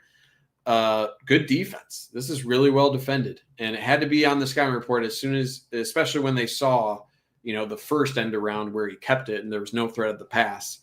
It had to be in Washington's, coaching staff being like, do not buy it. They're not like, he's going to throw it next time. At this point, you probably just got to throw it away, right? At least put it somewhat in front of him or over the top, right? If you're going to try to throw this ball, especially on the run, no offense, you're not a quarterback anymore, Donovan McCulley, throw to this area, all right? Loft it up. Let him run under it. If it falls, incomplete, it'll fall incomplete. But trying to throw that on a line when he's, maybe has half a step, that's a tough ask. It's a tough ask. So anyway, I like the creativity. I do. I kind of like Juju's point here where, when you have an offense in rhythm, they're hitting things, they're doing well. Why do you have to resort to trick plays? I'm kind of up and down about it, where it's sometimes I think I'm mainly with you, Juju, but I think this is just one where you got to give defensive credit. They defend this well. They scouted it well, and they were prepared for it. So, yeah. I think this is the play. I'm going to go back and look at the all-22, and I'm going to tweet this out. So keep me on this chat for the people that know me and follow me. I'm almost certain this is the same play we ran at Nebraska. It's just that McCulley is throwing it and not Samaj. And Samaj is in the pass pro op. I mean, in the route tree. I'm not against it. I don't know if I don't know. I don't know if Samaj looked lazy, and I hate to say that. So I'll use a different. It looks like he slows down a little bit on that. It wasn't a great throw. I expect Samaj to get out in front of that guy. That guy was right on him. So at that point, McCulley should have just either tried to get outside of that guy that was pushing down or just chunked it out of bounds. Yep. Yeah, for sure. Okay, moving on. 3rd and 2, ball on the 40 here. Love this little sprint draw.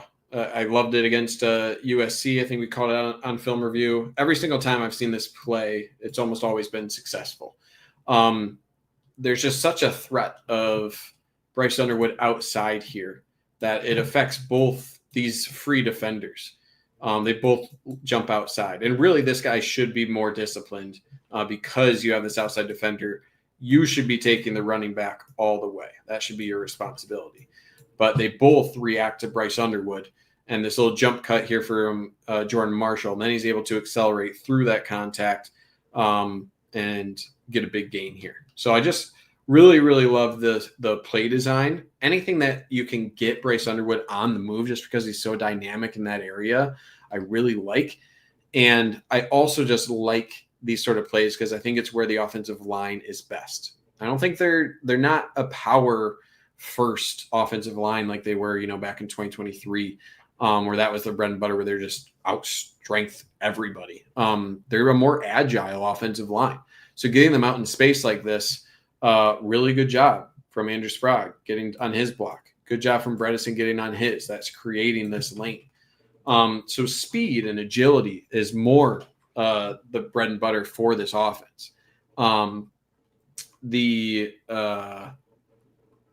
So I just think that's the right avenue to take for this offense and the makeup of this offensive line, right? You know your identity, know what you're great at. You can still run the ball, and Michigan has, especially in this game with Jordan Marshall. You can run really well, but you don't have to power. You don't have to, be man ball, whatever. This is speed and space. What Josh Gaddis, wanted to be. That's what this is.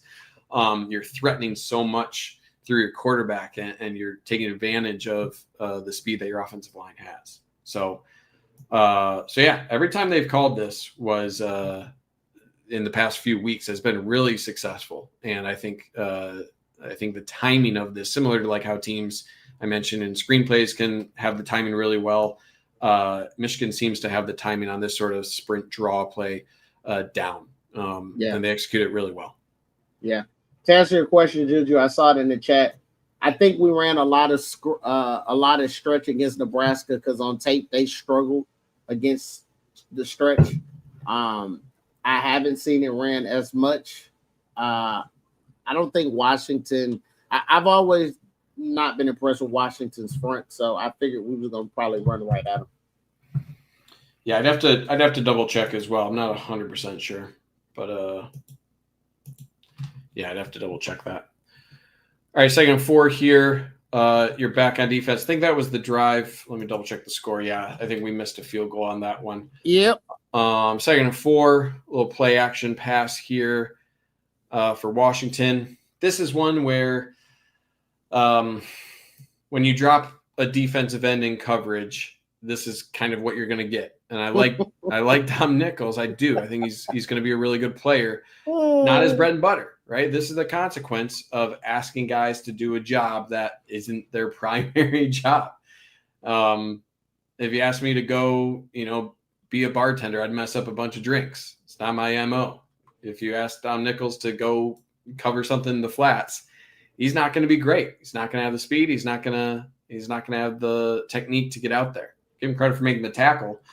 But I think he's just too late on getting out there, right? I think he needs to recognize, hey, my responsibility is the flat, so I need to, chip and get out there immediately. And it looks like he chips, but it's not a great chip.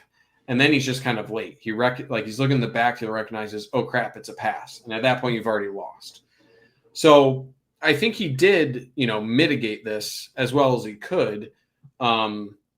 It's just kind of back to, are you putting your players in the best position to succeed? And I think especially for a guy like Dom Nichols, he's relatively young. I think he's right at where he needs to be in terms of his schedule as a player.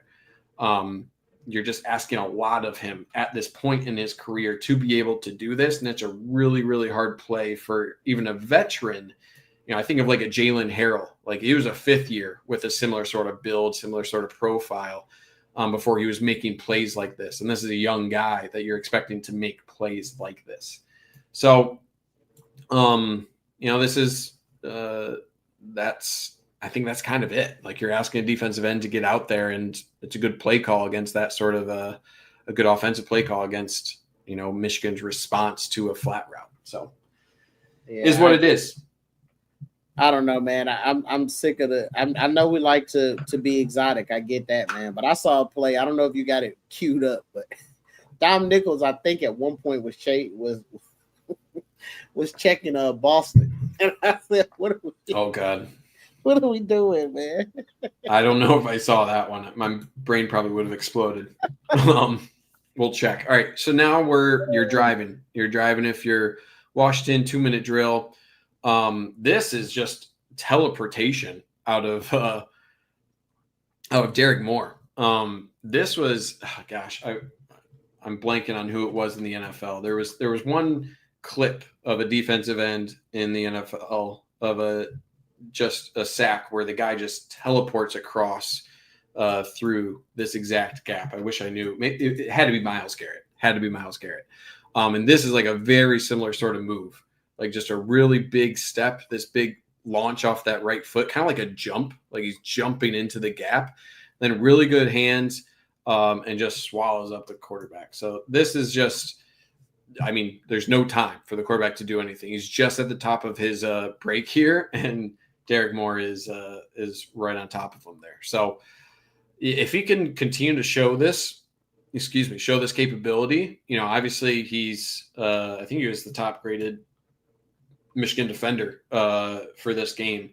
But man, this is a really, really hard move for any tackle to defend. And that's what you want to see. That's what you want to see of what I would consider Michigan's best defensive lineman starting to flash. And 77 really didn't stand a chance against that. So really good play. A+ from him.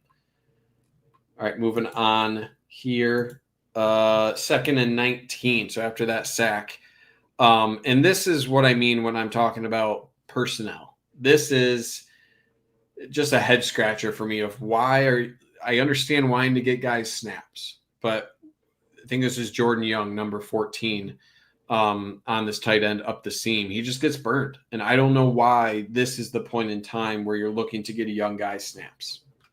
I don't understand it. So, I respect wanting to get a young guy, into the game, especially in critical moments, right? That's where you're going to learn. You're going to learn quick.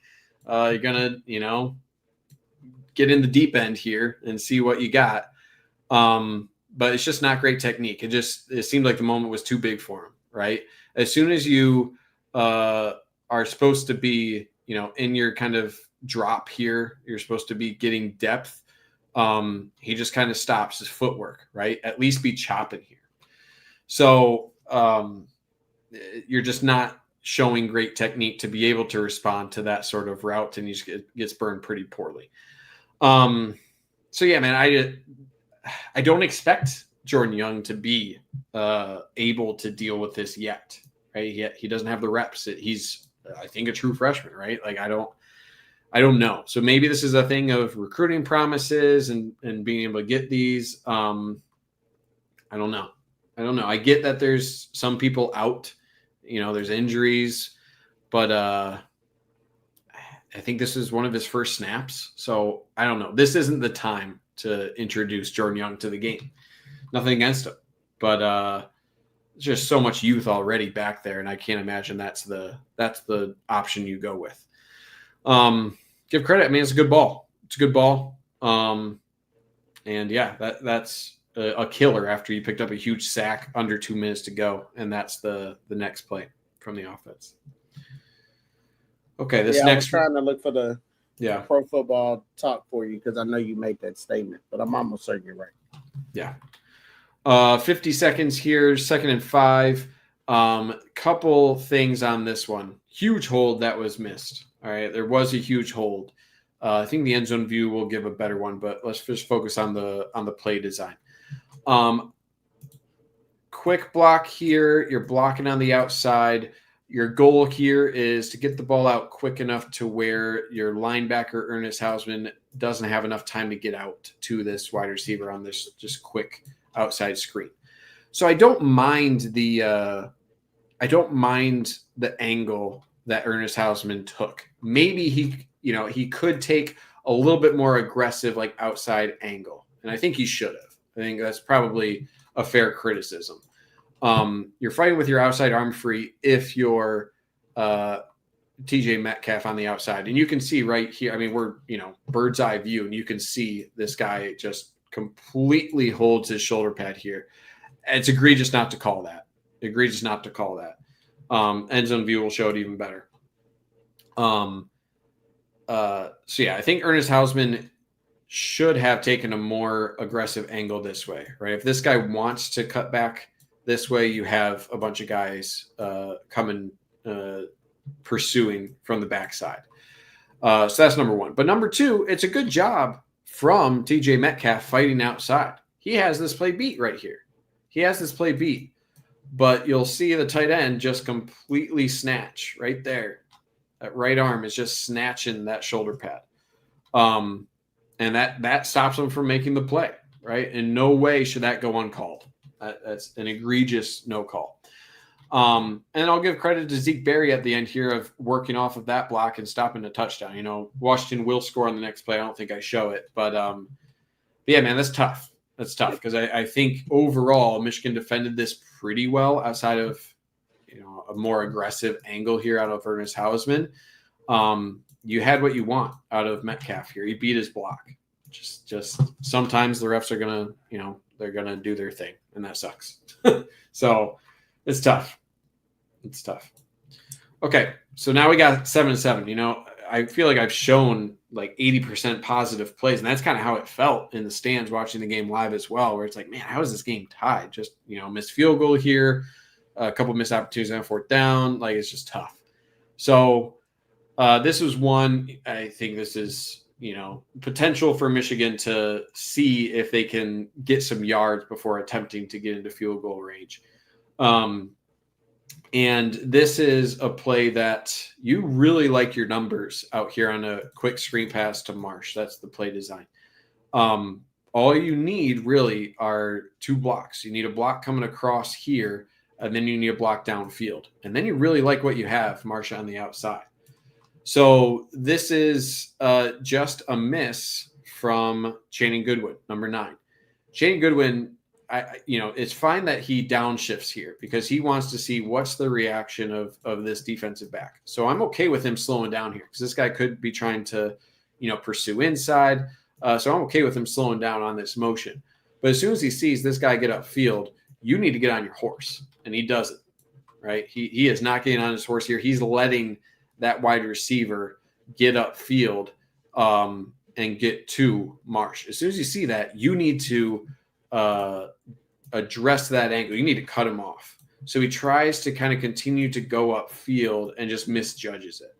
So that defensive back is able to beat Goodwin to the place and get enough of Marsh to get him down there. So that's tough because otherwise, if you're able to get this going, then you have Marsh. Say you're able to pick up this block. This is a pretty clean lane, and you like where Dominic McCulley here is. You really got two guys to beat, and it's at least probably a first down. You like that battle with Andrew Marsh one-on-one on the outside, but it's tough. You need to get that block, and that's when you're looking at snaps and snap counts. It's a liability if you're not able to pick up that block. And you can't be expected to get more snaps if you're not making that block. You're not going to get the ball thrown to you. You can't be expected to be put out on the field if you're blowing that kind of block. He was on the field for 20 snaps, 12 pass plays, 8 run plays, graded out at a 52.8. Yeah. And Brian Block, you say Marsh has to come get the ball. I don't know how they're taught. You might be right, but it seems like I don't know. That's going to be hard. He's drifting to the outside. I mean, I get it, but Goodwin just has to make a better block. I mean, it's not like it's a tunnel screen, right? It's all about momentum on a screenplay. So you kind of want to this is sort of the path that you're looking for Andrew Marsh, right? This sort of path, waiting for the pass, and then you go upfield. If you're coming this way, you're burning a lot of momentum by having to cut back outside. That's not really, it's more about get you moving this way as much as possible. And that's kind of I think how it's taught. But Hard to say for sure. Okay, we're in the second half here. I'll try to speed this up a little bit. Just got nothing on this side. And I wanted to clip this. Not a whole lot to bring up. This is just one-on-one on an island. You only got a single high safety. They don't challenge Jair Hill much. Jair Hill, and I feel like Jaden Sanders, I never talk about just because it's kind of like a no-go zone for a lot of teams. They just don't get challenged much. This is what I mean, this technique of just use the sideline as your friend. Use the sideline as your friend and use that as an extra defender. And that's exactly what you're doing. You have just as much right to the ball as the offensive player. So this is physical, right? They're physical here, but Jair Hill is just getting his body into the wide receiver without holding, without being interfered with. And then he's looking back for the ball. So Jair Hill's been really good this year.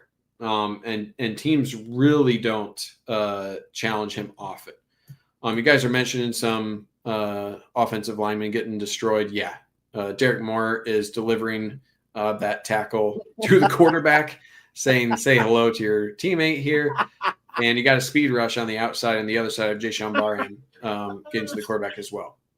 So this is a one read throw, but yeah, those tackles are not having a great time. All right. We're moving into 3rd and 8 here. Really, really like this sort of pass rush. Cam Brandt needs to come down with that. That is tired of that. That is a tough play, man. You dialed this up perfectly. You essentially have Jimmy Rolder acting as a fullback. Jimmy Rolder is going to cut upfield here. His whole job is to occupy this running back in pass protection. Occupy him. And then Cam Brandt goes outside, and then he's going to cut back underneath Rolder and have a free pass. He's going to have a free pass. And these guys are meant to occupy the other offensive linemen as well to allow for this stunt to get home. It does. They do their job, and that is a clear path. You need to wrap that up. Bad. He's 5'11". He's 5'11", 190 pounds. Yep. And you telling me that a kid that's 5'11", 190 pounds, you can't tackle on impact? Yep. Come on, man. Yep. Strap up. You're a big boy.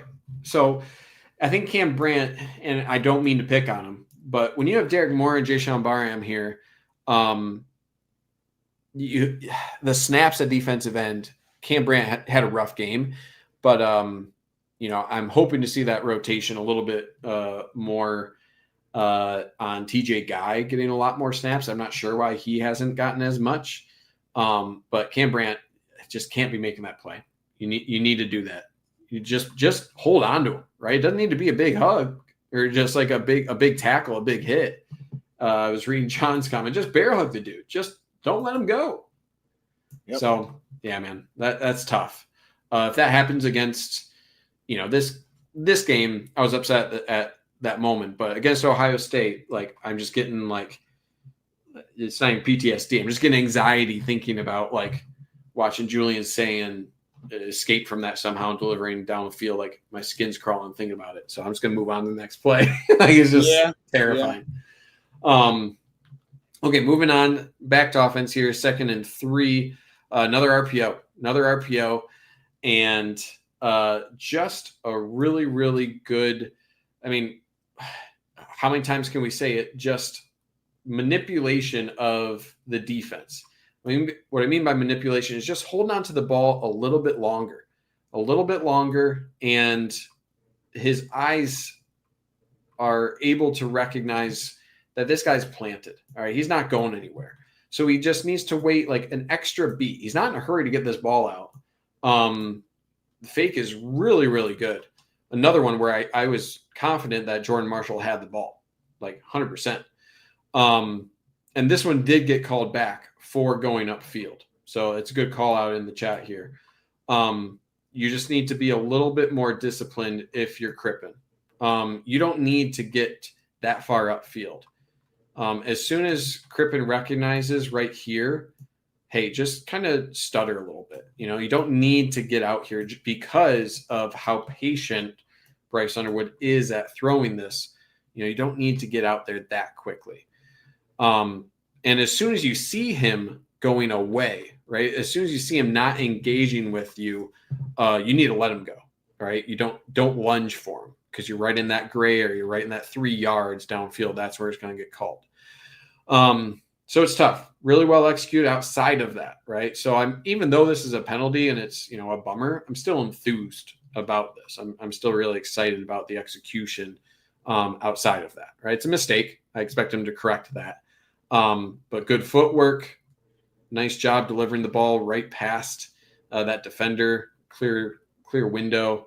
And Michigan's wide receiver 1 and 2 are catching that at I think 100% rate at this point. So continue that. Keep that going. All right. Let's speed it up here, get through these relatively quickly. Really nice play call. And Jordan Marshall, I think, is doing a much better job in terms of his vision. I want to shout out, I think that's Jalen Hoffman 42, doing his best Bredesen impression on this one as well. So 2 blocks that I like to call out here. Really good job from Frazier, 77. You mentioned that he had a really good game. I really like how he hesitates here for a bit. Notices the defensive end coming in here.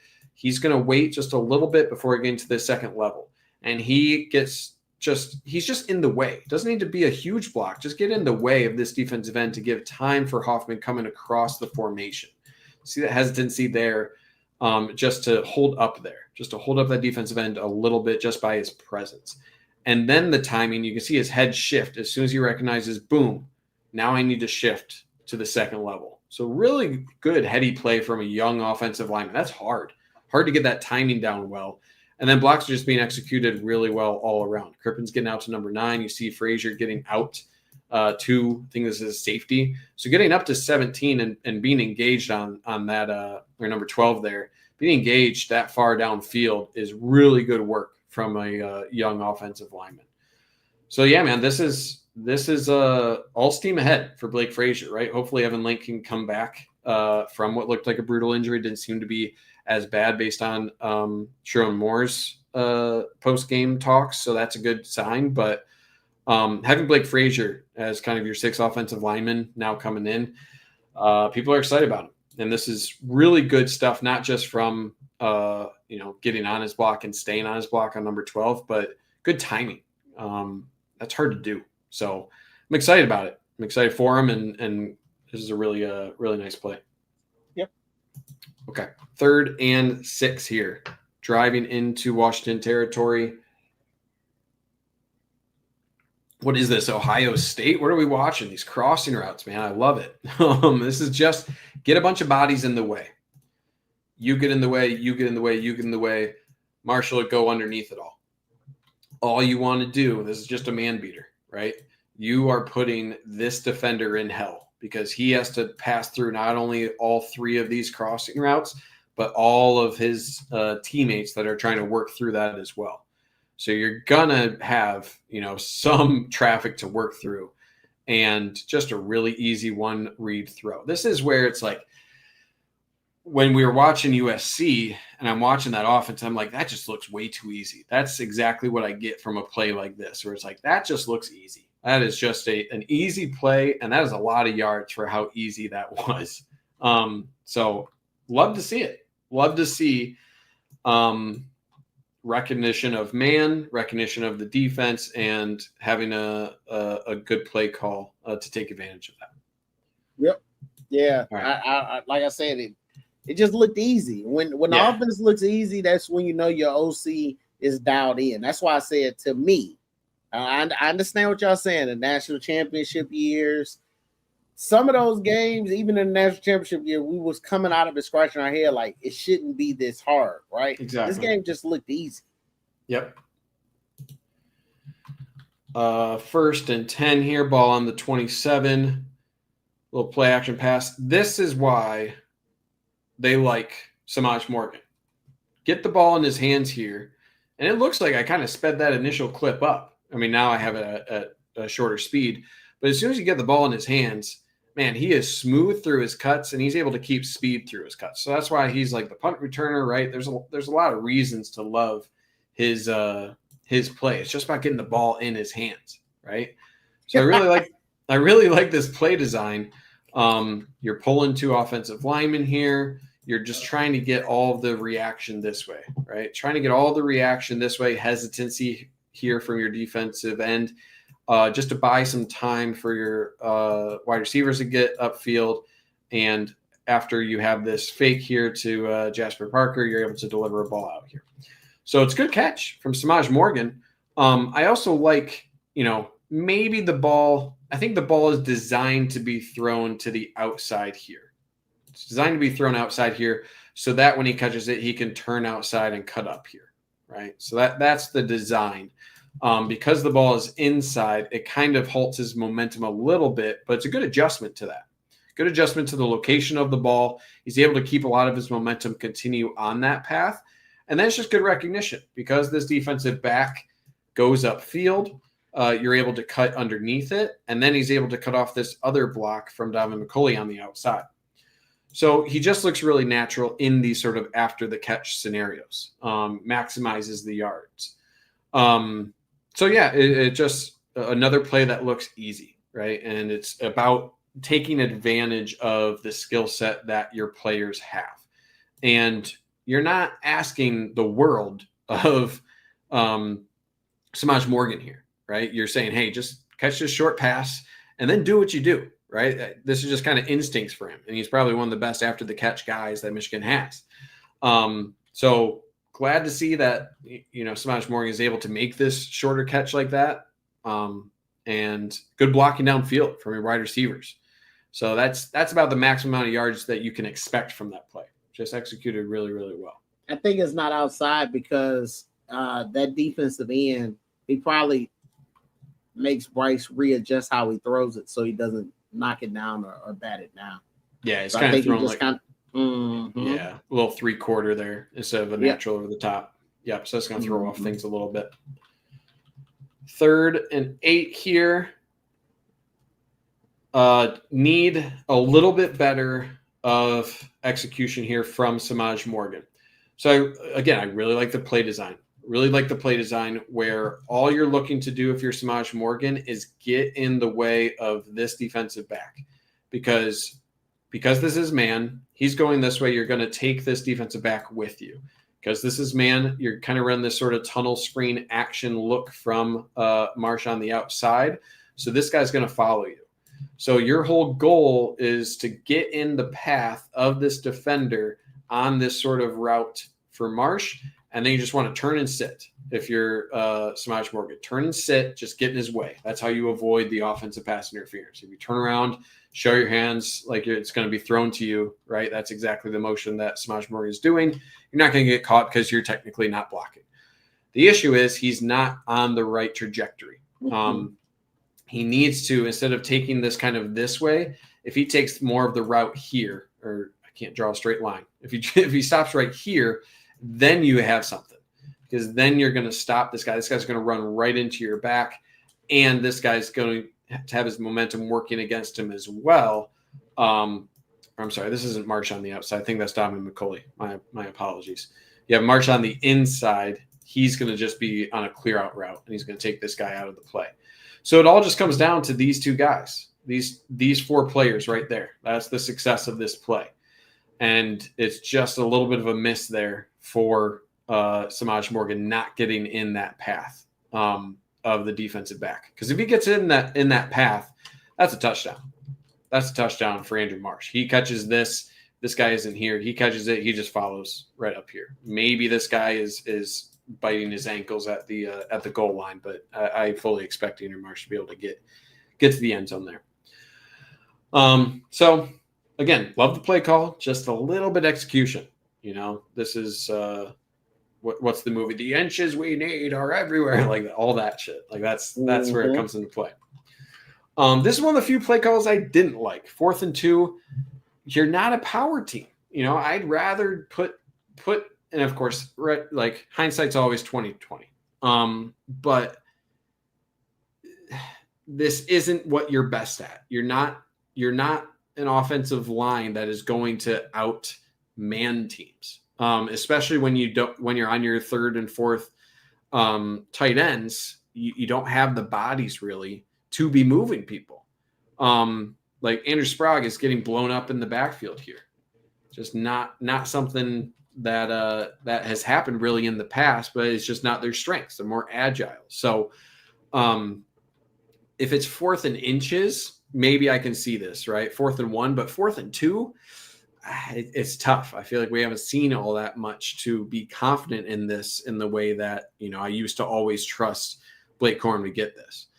So it's tough. I do think they called the whistle early in stadium. I think they cut to commercial after this, but they showed a replay kind of over the top of this, and it did look like he got there. It did look like he got an extra yard. And I think this was the play that Sharon Moore was talking about where they wouldn't let him review it because it was stopped for forward progress.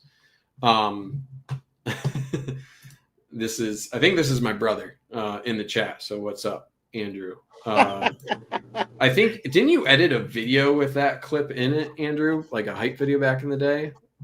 Blast of the past. And I do agree with Juju there. I do think if that's Haynes, he bounces that.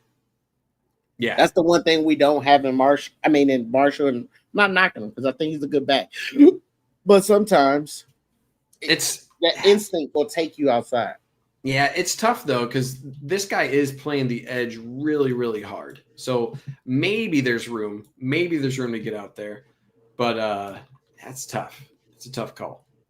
But anyway, tough to come away from what was otherwise a really good drive with no points, right? Now we're still 7-7 halfway through the third. We're back on defense. This is tough. But this is where, the game will turn shortly, but this play really frustrated me because what was this? This was 1st and 18. So there had to be a penalty here, holding penalty. And why is this guy this open, right?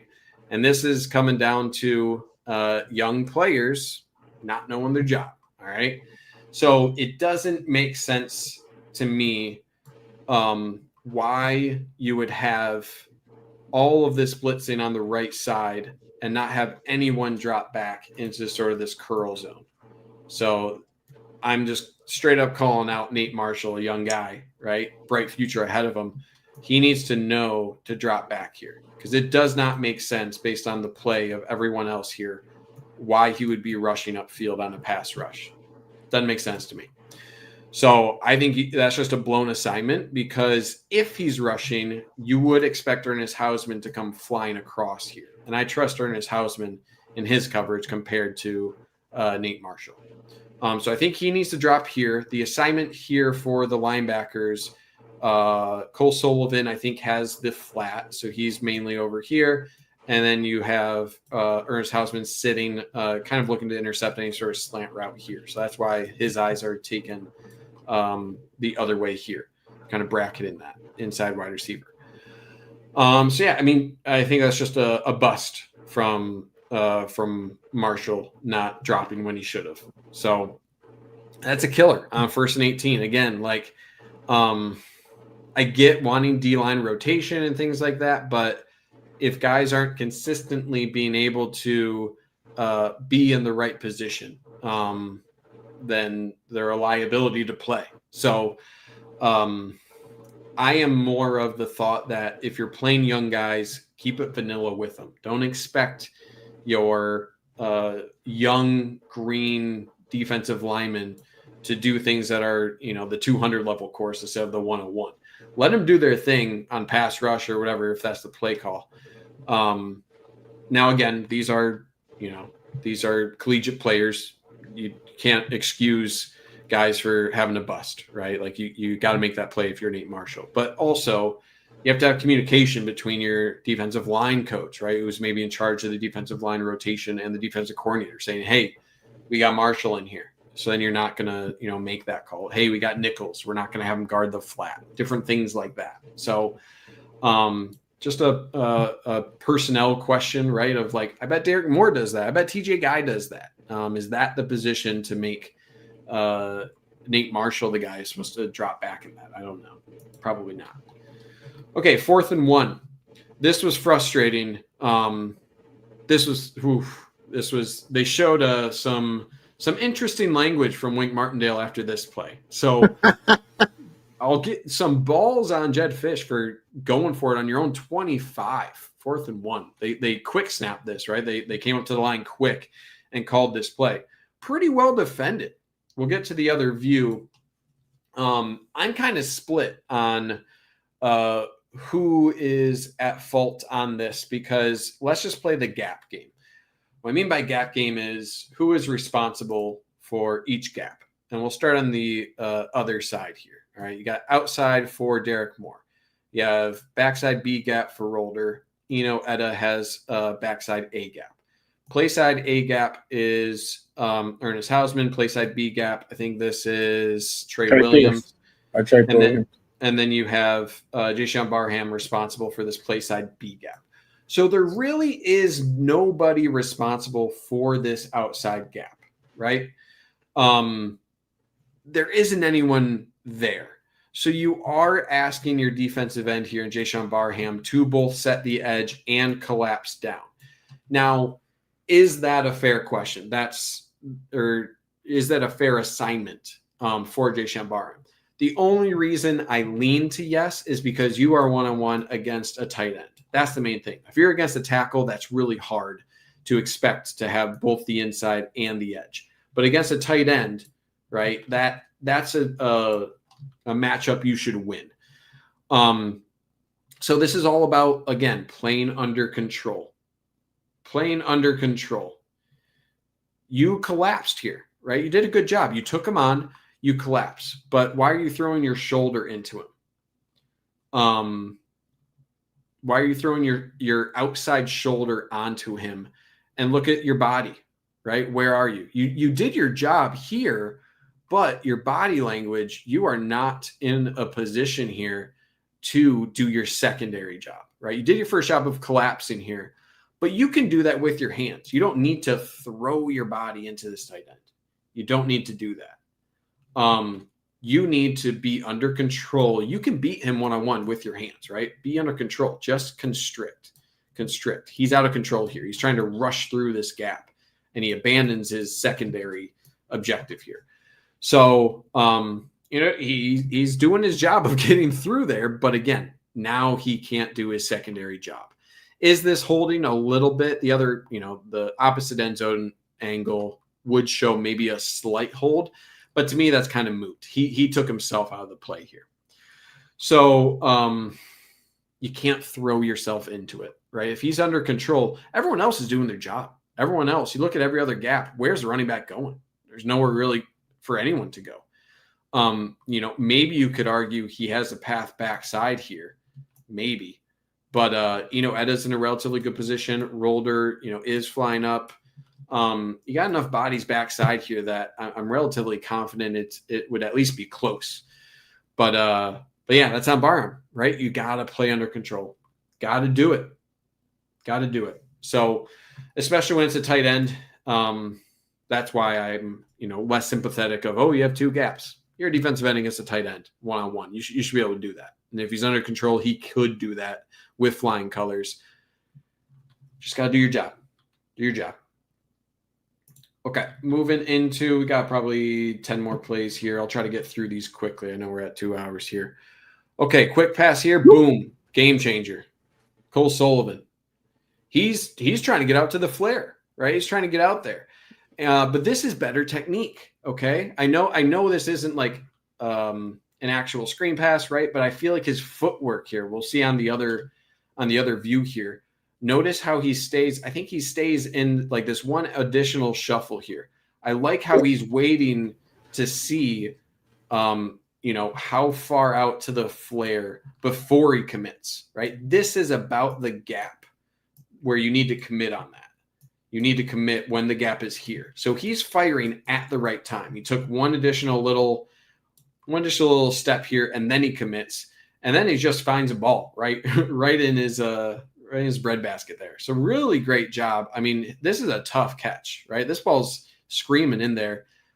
He is an excellent athlete, and we have a couple examples now of him having excellent hands when it comes to interception. So really, really great play from him. Trusting his eyes, and I just love how technically sound he is when he is following his technique. There's no wasted movement here. He has great eyes as well. So as soon as he recognizes, hey, this guy has committed now to the flare, right? He's committed. Now his eyes shift to the quarterback, notices he's throwing, and that's what makes the pick possible. So he's on his path. Path takes him there. Boom, here's a ball. He's great. Great player. He's really ahead of schedule. That's a hard play to make. And he's the sky's the limit for him. Really good find for Michigan to pick him up because he's an asset for Michigan and so young too. So, okay. Let's see here. We're back on offense, and immediately you pay that off with a really clever play call with this sort of fullback insert here with Max Bredesen. Let's go to the end zone view here. This will show it better. Really fun play design. Usually when you're bringing this guy across a formation, what do? Usually bring him like out to the edge. But this one, you're releasing, number 53 here, Jake Garnera, immediately to the second level. You're leaving this defensive tackle unblocked. Get one-on-one blocking here. And because you're leaving this guy unblocked, you have a versatile enough fullback to pick up this defensive tackle. Not a lot of guys, tight ends, fullback types in college football, can you trust to take on defensive tackle like that. That is knowing your personnel, right? What are your strengths? Your fullback is a huge strength. There's no one like Bredesen out there in college football. And you use that to your advantage here. And I like this play design because you're getting this offensive line moving, right? So I don't know. I call this insert, right? Because like it's kind of like a trap. But the footwork of these offensive linemen, you're getting them moving. Like they are all, it's not strictly like a power sort of play here. You're getting them on the move. And good things happen for this offense when you do that. Really good block on the second level here for Giovanni El Hadi. I like how his eyes shift to initially help on the outside here. Recognizes by alignment that you're likely going to have Blake Frazier able to take this on his own. And then he's able to climb to number 12.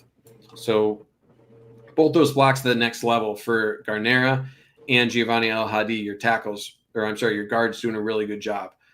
Crippen, you'd like to see him stay engaged there, but that defensive tackle is no match on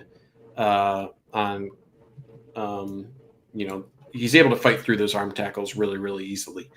So really good job. This is that's a hell of a call right after you get momentum off of the pick. That's how you pay it off.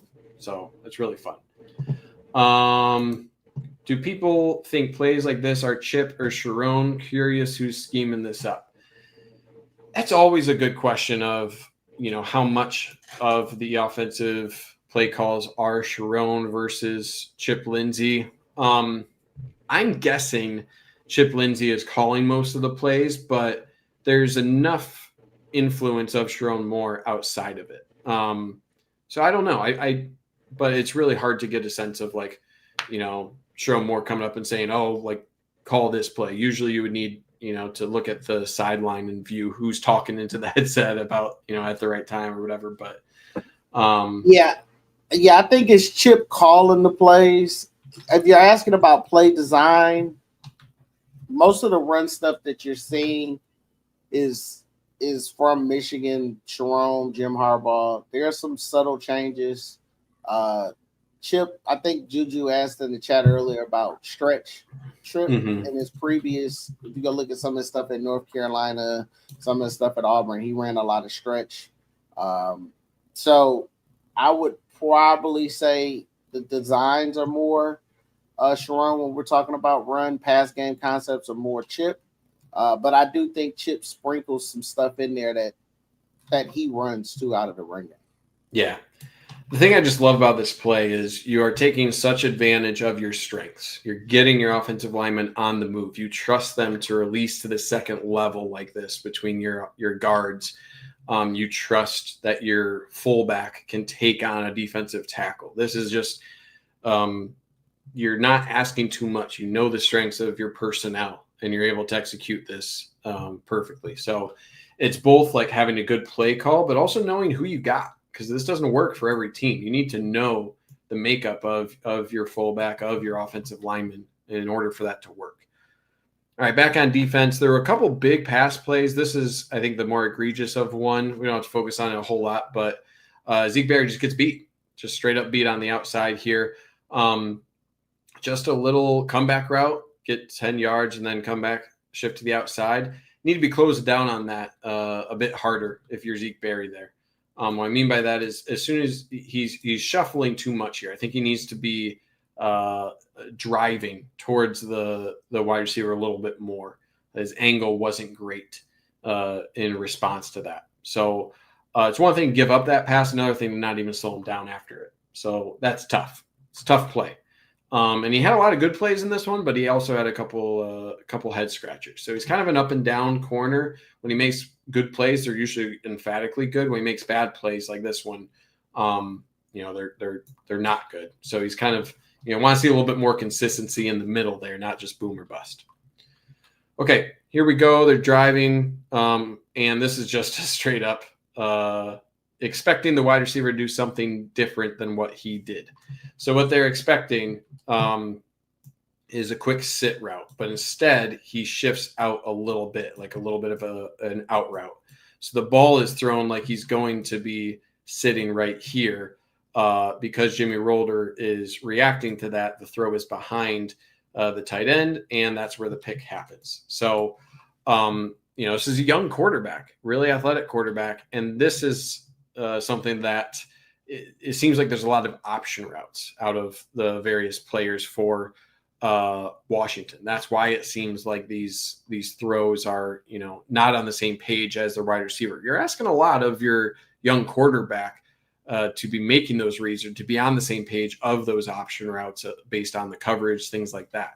So, really good hands here from Jimmy Rolder. Again, this is all about having your linebacker's eyes in the right spot.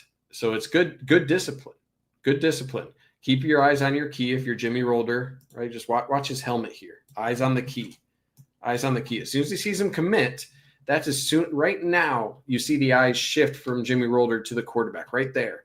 And that's what allows him to see the ball coming, get his hands out there. That's the only reason. If he doesn't shift those eyes to the quarterback there's no shot he's getting that pick. So that's just, you have that repped in you. And my brother here in the chat, he was a better linebacker than me. So he can talk to that a little bit more than I can. But that's just reps, just having the reps of eyes on key, boom, eyes on quarterback, boom, instinct, hands out. So really good job between both him and Cole Sullivan on their eyes and technique here. There's no wasted movement. So the difference between the USC game where the linebackers just looked absolutely lost, and then in this one where their technique, for the most part, looks excellent, and all three linebackers had hell of a day. So when you simplify things for them, these are the sort of things that happen. You put them in positions to be successful, and you kind of revert back to, when you're not asking them to do too much, they revert back to their instincts and to just playing the game easier rather than playing in their head and being confused. This shifted the game completely, having these two picks. So now Michigan is driving.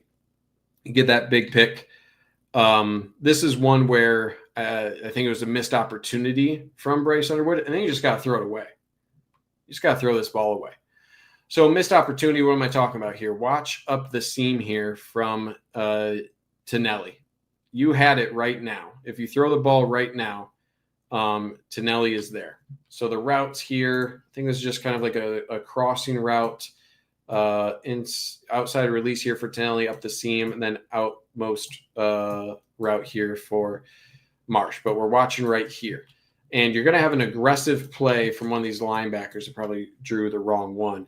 But no, you have aggressive play where these two guys are occupying the same space. I think this is a bust right here because no one really follows up the seam.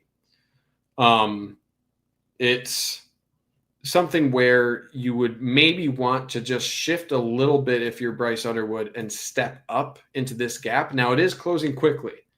Like, there's not a lot of room to operate here if you're Bryce Underwood. but he should be throwing that ball now, right? Because you need to hit this gap before this safety is able to react to it. So you should be hitting that now, but he's already ducking out because of that pressure.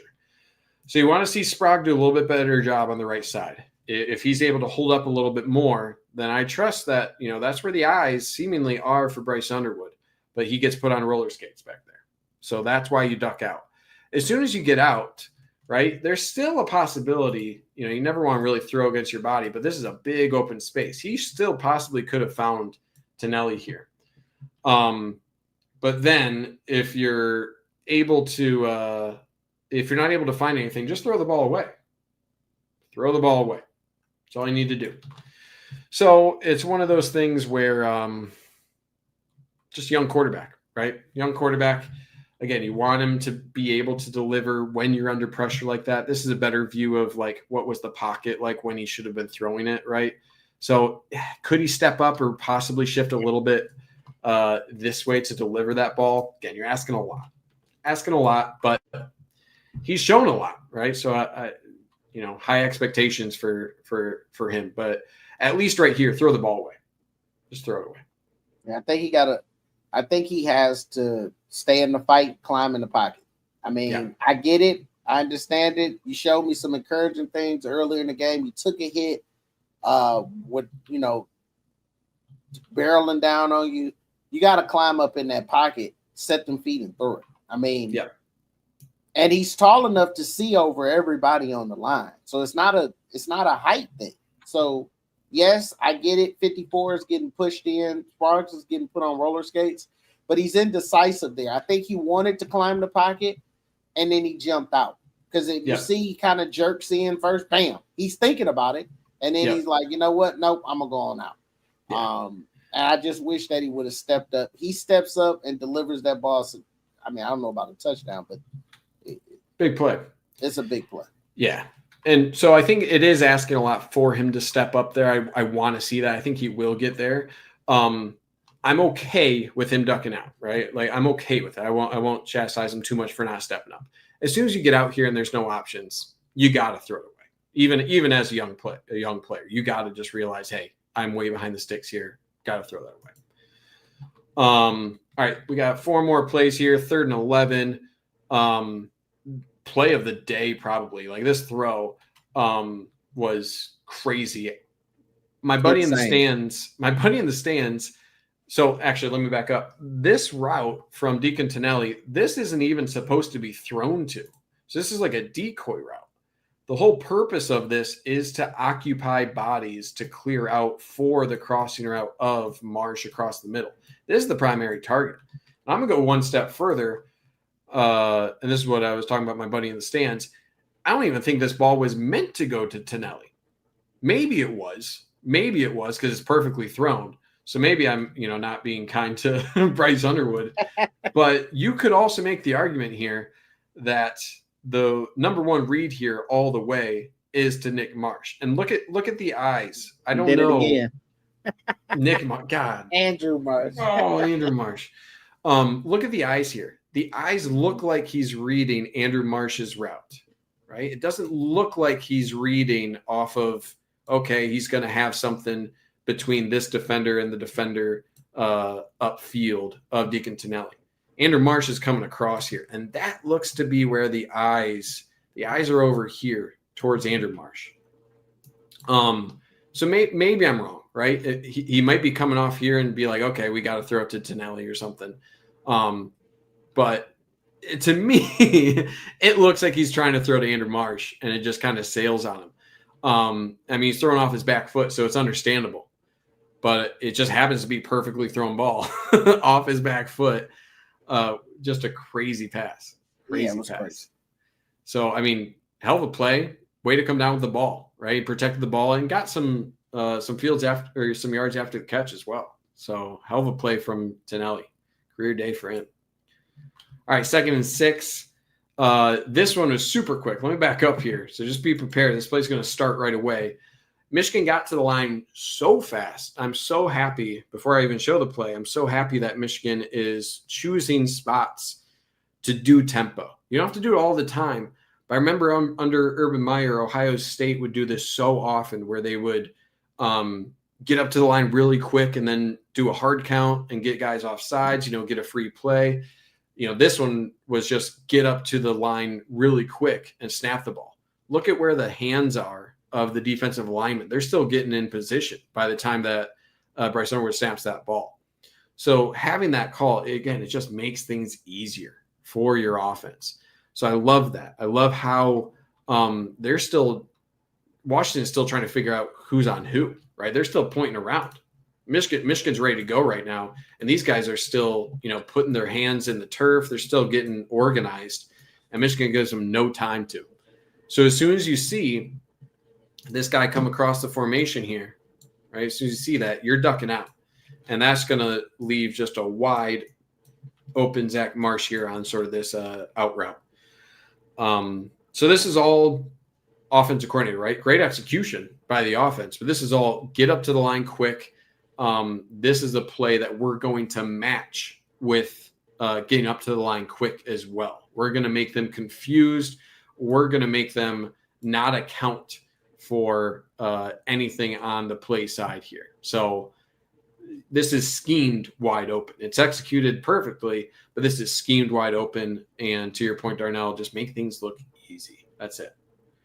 I had to watch this play a couple of times because I didn't know how he got that wide open. I was like, wait, what? Yeah, but it's just because they're just in design.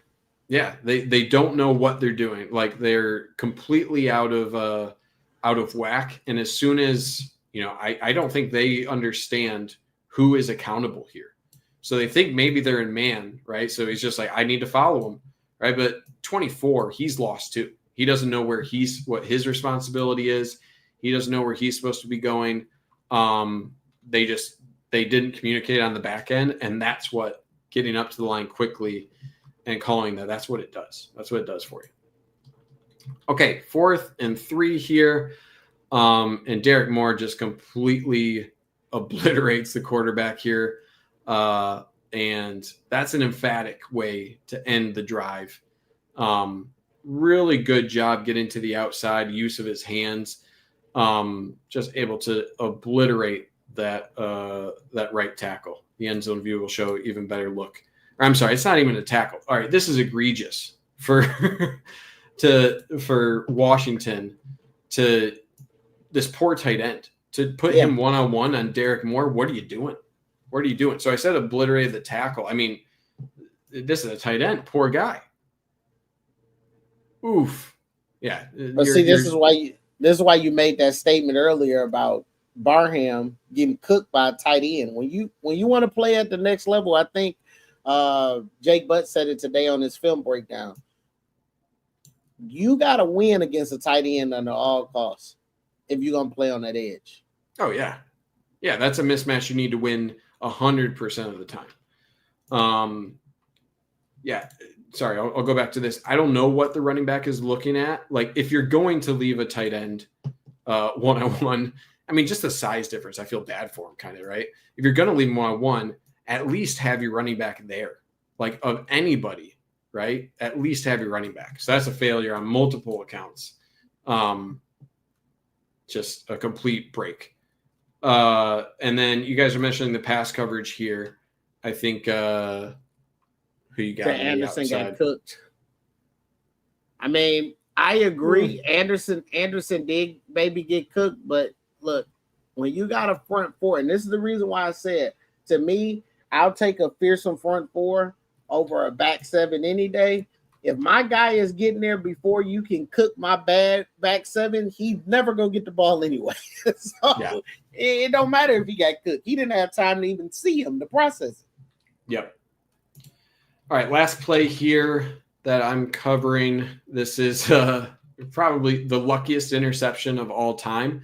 Good pass rush there. I think that's Cam Brandt on pass rush.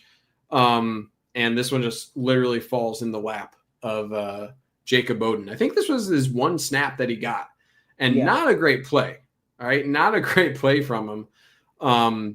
But, hey, it works out. So I don't – the play isn't terrible until this point. I think there just needs to be a lot of drills like Jackpot 5000 or whatever the like jackpot Yeah, game yeah. that you used to have to play. Dead or alive. Yep. That's what this is. That they need to just rep. They just need to rep that all day, because you just need to identify where the ball is, decelerate, and make a play on it, right? This is similar to the Zeke Berry play that he got burned on as well. So it's one of those things where you're really in the right spot.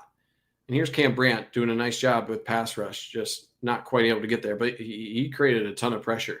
So you're there. If you're number 5, if you're Jacob Oden, I pause right here. It's like, oh, that's probably a pick, but not in the way that you expect it to be, right? Yeah. So it's just about high pointing the ball. So this is something I expect to be drilled, right? Of how do you decelerate here and go and high point that ball, right? The footwork just isn't there.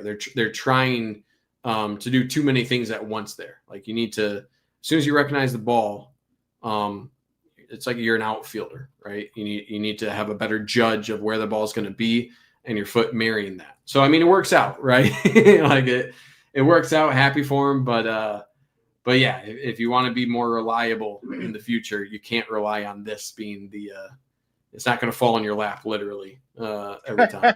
So, yeah. So yeah, man, that's all I got. I know I went over, but yeah, I mean, good game. No, you didn't go over at all. I've gotten positive DMs and feedback about people saying how much they love what you do, and we definitely appreciate you for taking the time out, guys. Toski, full time, got a big job, but he still finds time to cut all 22 up for us. So please continue to show the man love. He really does this as a passion. I'll end on this, just a few things as we get ready for Hate Week. It is Little Brother Week. Shout out to Michigan State.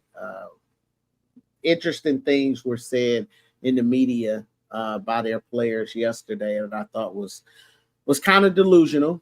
But I wanted to highlight a few things just as a food for thought. One, yes, we lost last week. We've gotten that taste out of our mouth. We're back in the win column. Everything is still in front of this team.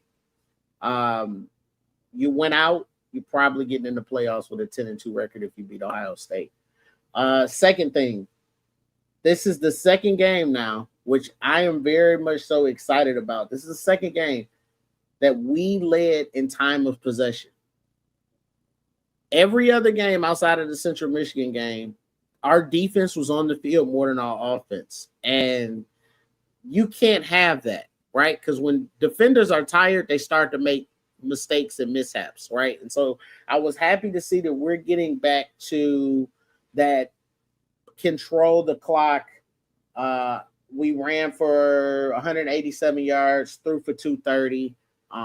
Bryce is coming along, almost 1,500 yards, still has about 5 games left. So I like where we are. Bryce is getting better every year. I expect the same this week. We don't need to blitz Andrew Marsh. Andrew Marsh. See, I'm doing the opposite. We don't need to blitz Aiden Childs. I think their O-line is not good. And so use your front four, play coverage, play your base, play coverage, and let's get out of the Michigan State game healthy, and then we'll be on to Purdue. So I'm going to predict a victory. I won't give a score prediction just because I think that's kind of cheesy, but I do think Michigan wins the game. They're the better team this year, and it might be the end of Jonathan Smith as we know it. I think you called it. I think that's right. I got Michigan, I'm going to say 34-17. I do like the MSU offense, but their defense really isn't anything that really scares me. So, yeah. Well, don't forget, guys, to like, subscribe to the channel.